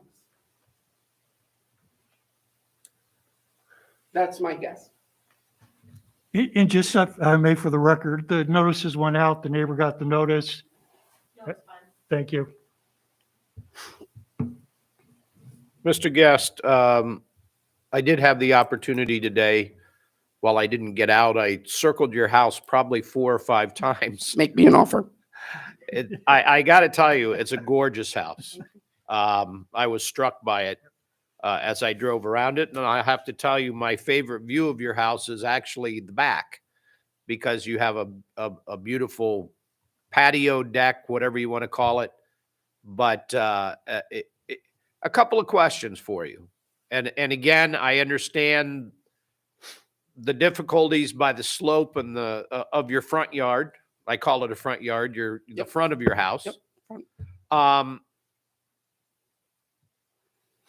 While I really like what I guess is your carriage house, my question is, because you sort of brought it up in your papers, was there consideration to taking the carriage house down? And David Arpino would probably curse me if he heard me say this, but to take the carriage house down and use that as the location for the garage. It was always originally my thought, because the carriage house was there, that must be the logical place for a garage.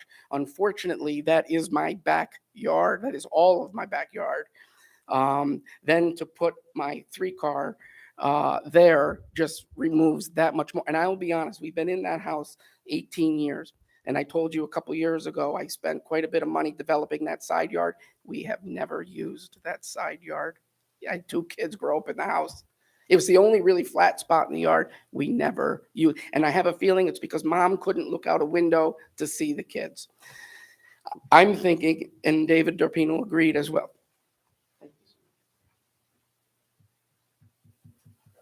I'm thinking, and David Dorpino agreed as well, that side yard is really the most logical.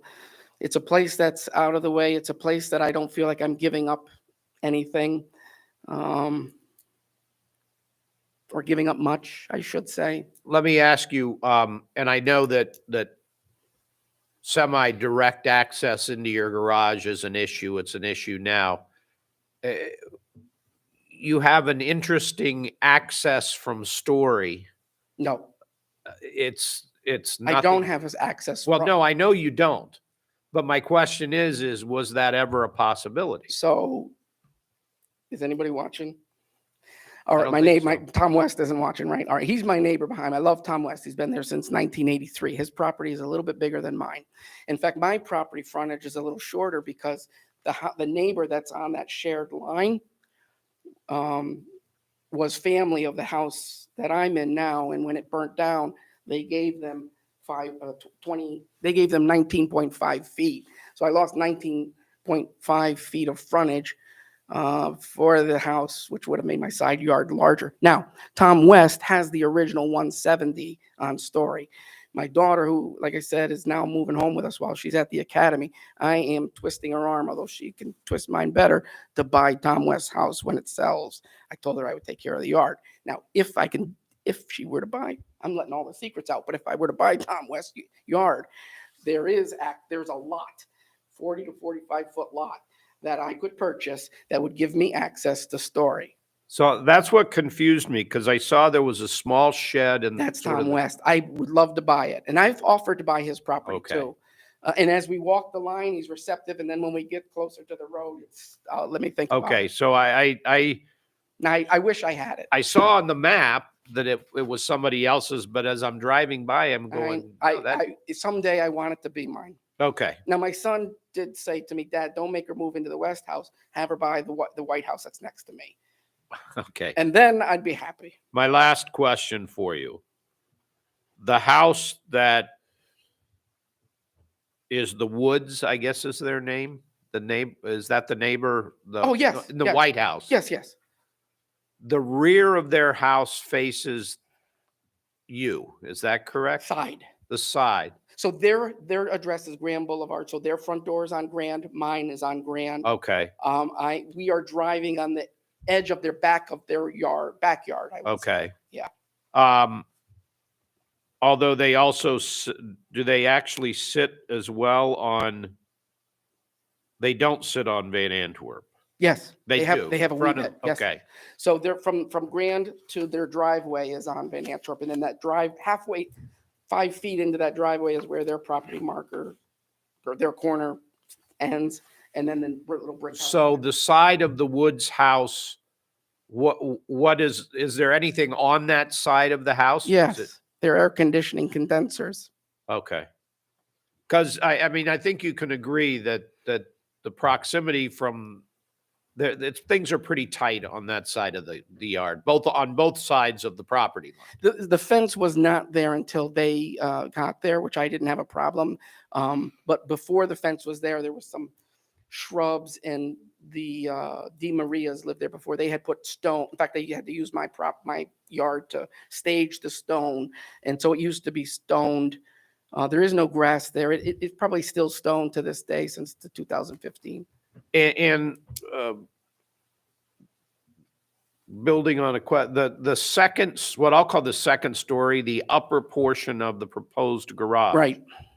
Is that going to be used for storage, living, what? So I talked to, I consulted with the town building department, and I've never had to put forth a grievance in 30 years. I've owned homes. I've never, or not a grievance, variance, sorry. I used to be the CSEA union rep. I would have to deal with you if I were still here.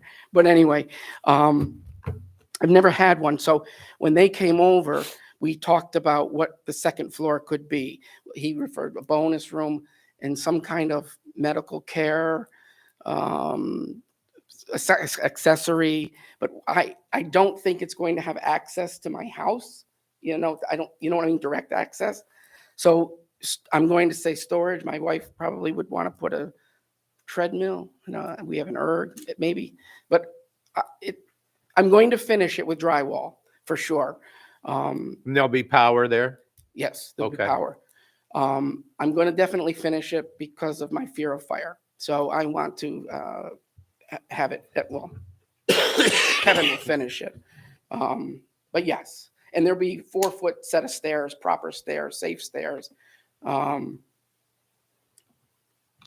Okay. I don't need another bedroom in that house. Thank you. Are you gonna put plumbing in there? Yes, I think I'm going to put a drain or A shower, well, I was thinking about putting in the corner where my utilities are I'll call it a dog shower, dog tub. Yes, I'm going to put something there. There's no way as a plumber that I'm going to pour a slab without bringing in a drain line. You're a contractor. We're a contractor to you, No. right? No? Okay. I'm retired. Yes, but you have that foresight. Any other questions for the applicant? Just to follow on my colleague's question about plumbing, and you are a plumber, are you thinking about any kind of fixtures like a half bath or something? So if I do, I will be talking with the town on that one, and that would be a whole separate building permit as opposed to my 3-bay garage. So I'm going through systematically, and I can already see where you get gummed up if you don't follow the procedures. So this will be systematic approach the right way with the town. My first hurdle was tonight, to be honest with you. I'll just suggest floor drains, perhaps. Yes. Oh, yeah. Thank you. Thank you. Any other questions for the applicant? Hearing none, is there anybody in the audience who wishes to be heard on this application? Hearing no comments, does anyone on the board wish to make a motion?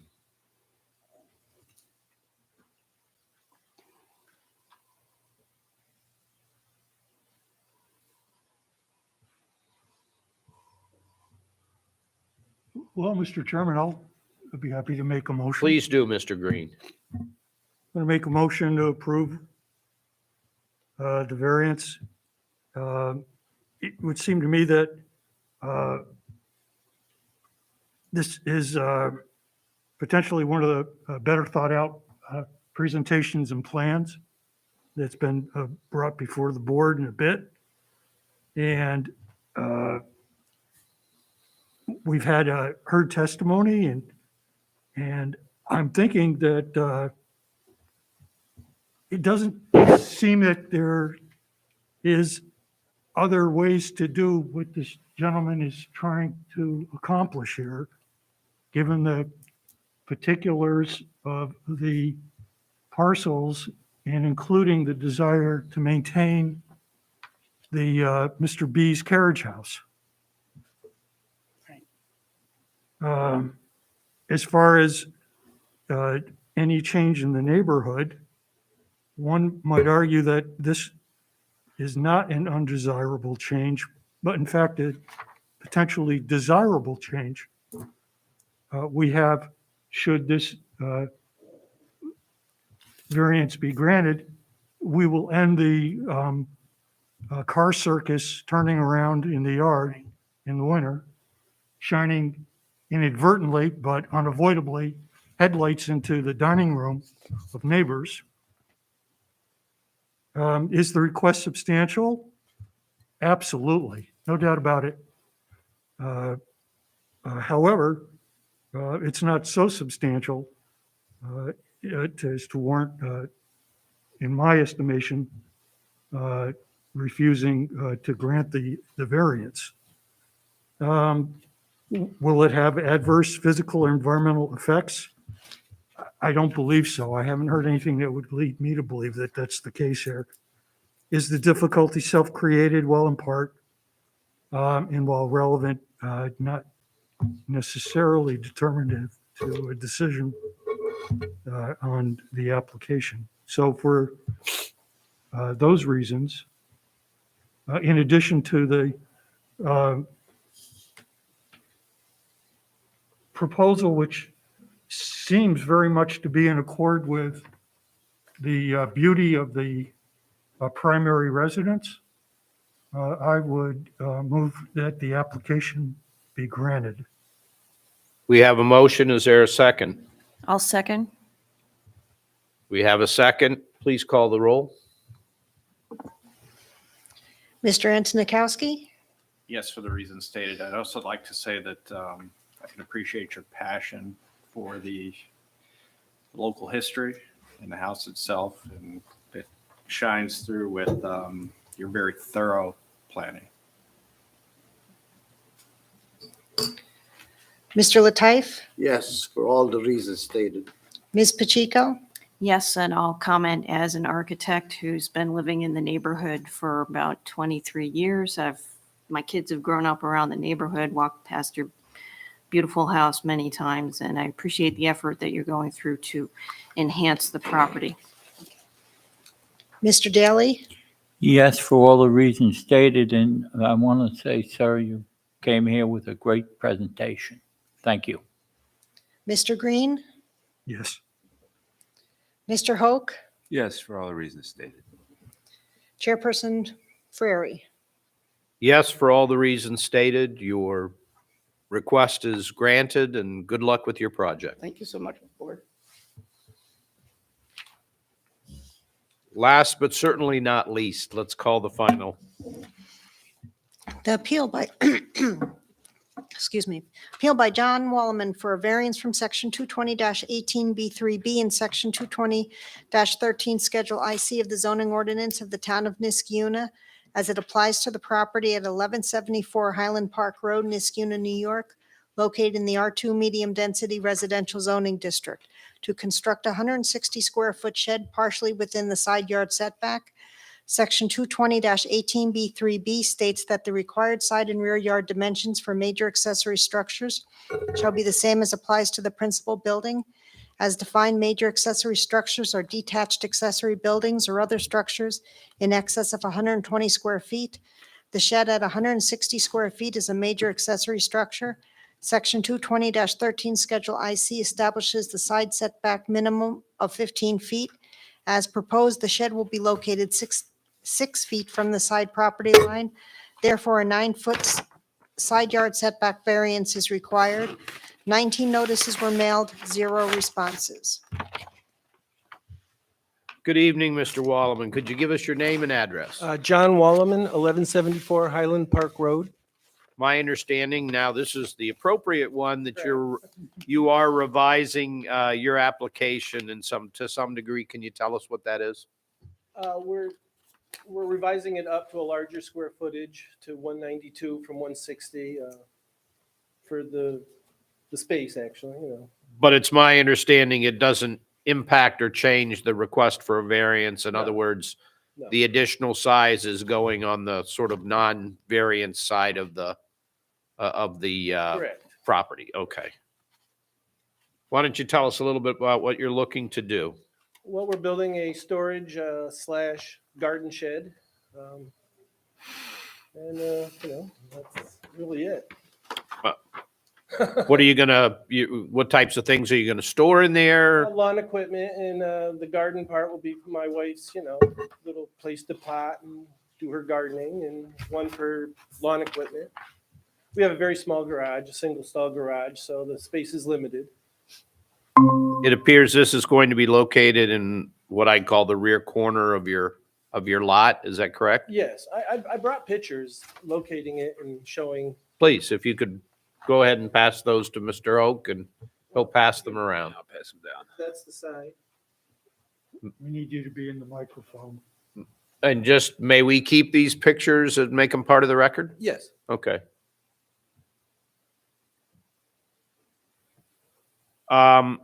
Any fencing in the backyard? Yeah, the yard is fenced in. Okay, and is that a 6-foot fence in the backyard? Yes. And how tall is the shed itself? Approximately 13 feet. Okay.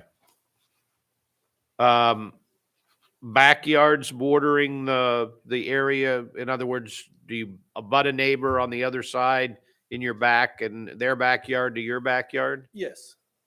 Have you spoken to any of your neighbors? No, I haven't. They're actually away. They're in Florida for the winter. Okay. Any buildings on neighboring property that are close to where this shed would be? Yeah, as it's shown in the picture, the rear, I believe they have a 2-stall garage. I believe it's 5 feet from the property line. And on the side where we're asking for the variance, I believe they're 5 or 6 feet. It is in the application. I did measure it. But it's their garage that would be closest to that. Right. The two garages of both neighbors, rear and side. You have a rendering or a drawing in here of what the shed would look like? That's the intent? Yeah, that's it. Okay. Are you putting this on a pad, or what's your intention? Piers. Any questions for the applicant? Sure, I got one. I'm looking at the application and the depiction of what you're planning to build. The variance is granted. And Pardon me, I'm sorry. Ready? I'm looking at your package. I'm looking at the picture.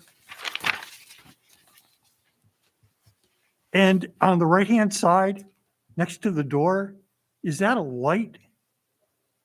An exterior light?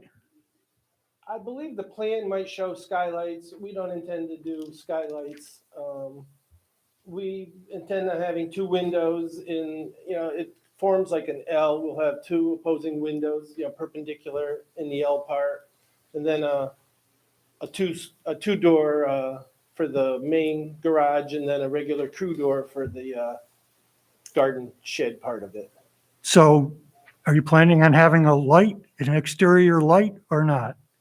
No, an exterior light? Yeah, look, thank you so much I'm for, sorry. no, but No. no apology necessary. That was helpful for me also. If you look at the diagram, the door on the right, you see the light? Yep, I see That's it. what I'm asking about. You know, forgive me, I get fixated, but the problem is lights at night sometimes can be light pollution to a neighbor. Oh, sure. Yeah, So I'm we just don't asking. intend to do that.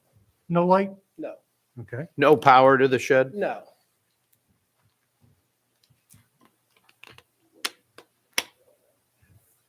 Any other questions? Just a brief question. Chairman noted that there was a change from a previous or from the original application to increase the square footage. Is the footprint that we see there, that is the current request? and shape of the building at that square footage? Well, the rendering is correct. The scale is not correct on the footprint. I modified it it was 14 feet, I made it 16, and, it's been enlarged, but it's the same shape. Oh, okay, so, in looking at where the dimensions were crossed out, it's getting longer in the direction parallel to the fence to the left, if you will, of With the side with the variance? the side with the variance, Yes.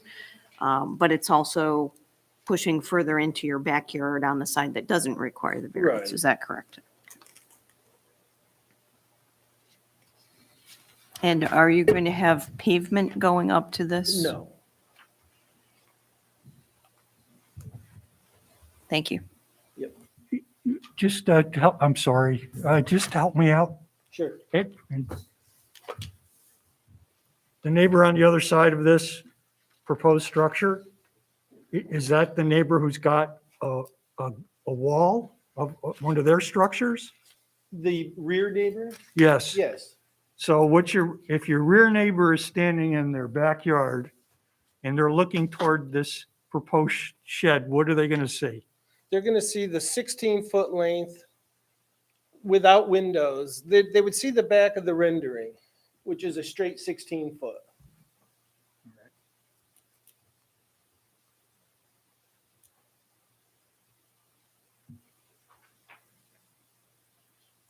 Are you gonna have gutters on that? I wasn't. So when it rains, where would the water go?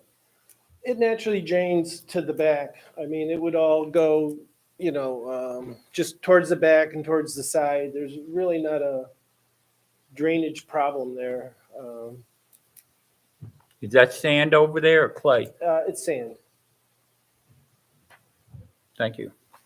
Is any of the drainage from the roof going to drain onto your neighbor's property? No. If I go to the map, I could show you. Well, the 6 foot would be the left of the double doors. That's the side. All right. Yeah. Well, really, it's 6 feet from the property line. Thank you. I'm just trying to build the record here. Ready? Is your answer no? The rain and the melting snow from your roof is not going to go onto your neighbor's property? Correct. Very good. Thanks. I have another question. What other locations have been considered for this shed? Well, we've done a lot of landscaping. It's really the only option we have. It's where an existing shed was. We removed an existing shed and plan to build the new shed. So the previous shed is completely gone. It's completely gone. What did you have any thoughts of pushing it further away from the neighbor's fence? Well, we have a couple large pine trees. We have 5 large pine trees that are almost in the center of the yard from the house to the rear property line. So it has to be fit in around that. So you're trying to keep trees in Yeah, places? we aren't removing anything. In fact, we've planted buffering trees around, so. The one picture that got passed around, you can see where I laid out some 2x4s. That's the intended place and size. That's the proper size, if you can. How does the size compare, the size of the shed you removed to the one you're putting in? This one's larger. The other one was about 120 square feet. Okay, about 10 by 12, something like that? Yes, Okay. And was that there? How long have you been in the house? about 4 years. Was it there, that old shed there when you purchased the Yes. house? Was the old shed in a condition that might be described as past its prime? Or Yes. Thank you. So if this variance is granted, we'll be placing the shed that you're proposing basically in the same footprint, and it'll be new instead of dilapidated. Correct. Thank you. Any other questions for the applicant? Hearing none, I'll ask that important question. If there's anyone in the audience or online that would like to be heard on the application? Hearing none, is anyone on the board like to make a motion?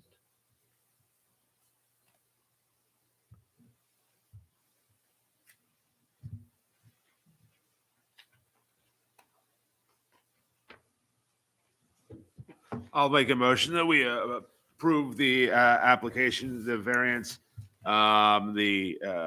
This is a replacement of an existing shed, although the dimensions are different. Obviously, I shouldn't say obviously, but the applicant has articulated a basis for the reason for the shed. There's only another small one-car garage on the property. He can't store his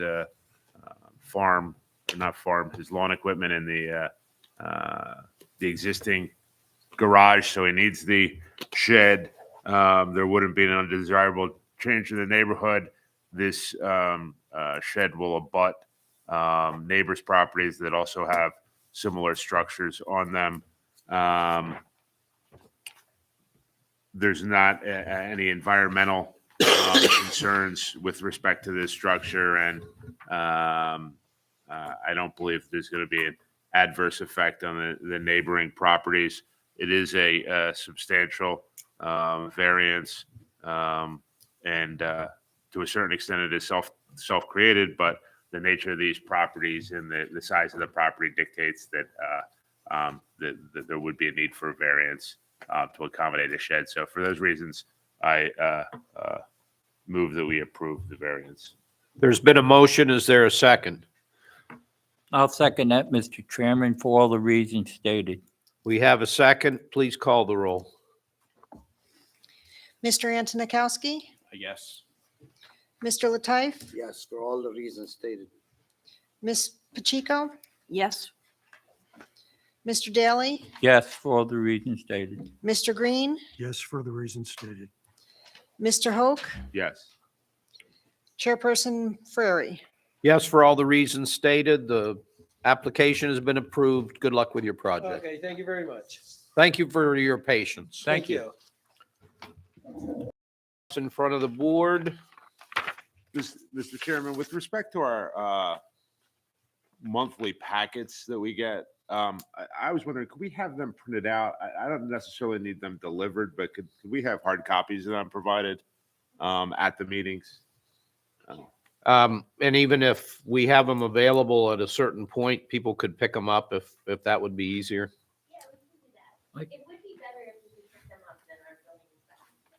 Well, yeah, I'm not suggesting that they have to be delivered. I mean, if you could email them, that we would have access to them. If people wanted a hard copy, they could come pick them up in advance, but at least there could be a couple of copies here. So we wouldn't have to print them out. I think that would be. Yeah, we That'd can be definitely great. do that. Pretty much everybody wants a paper. I know you do. Okay. All right.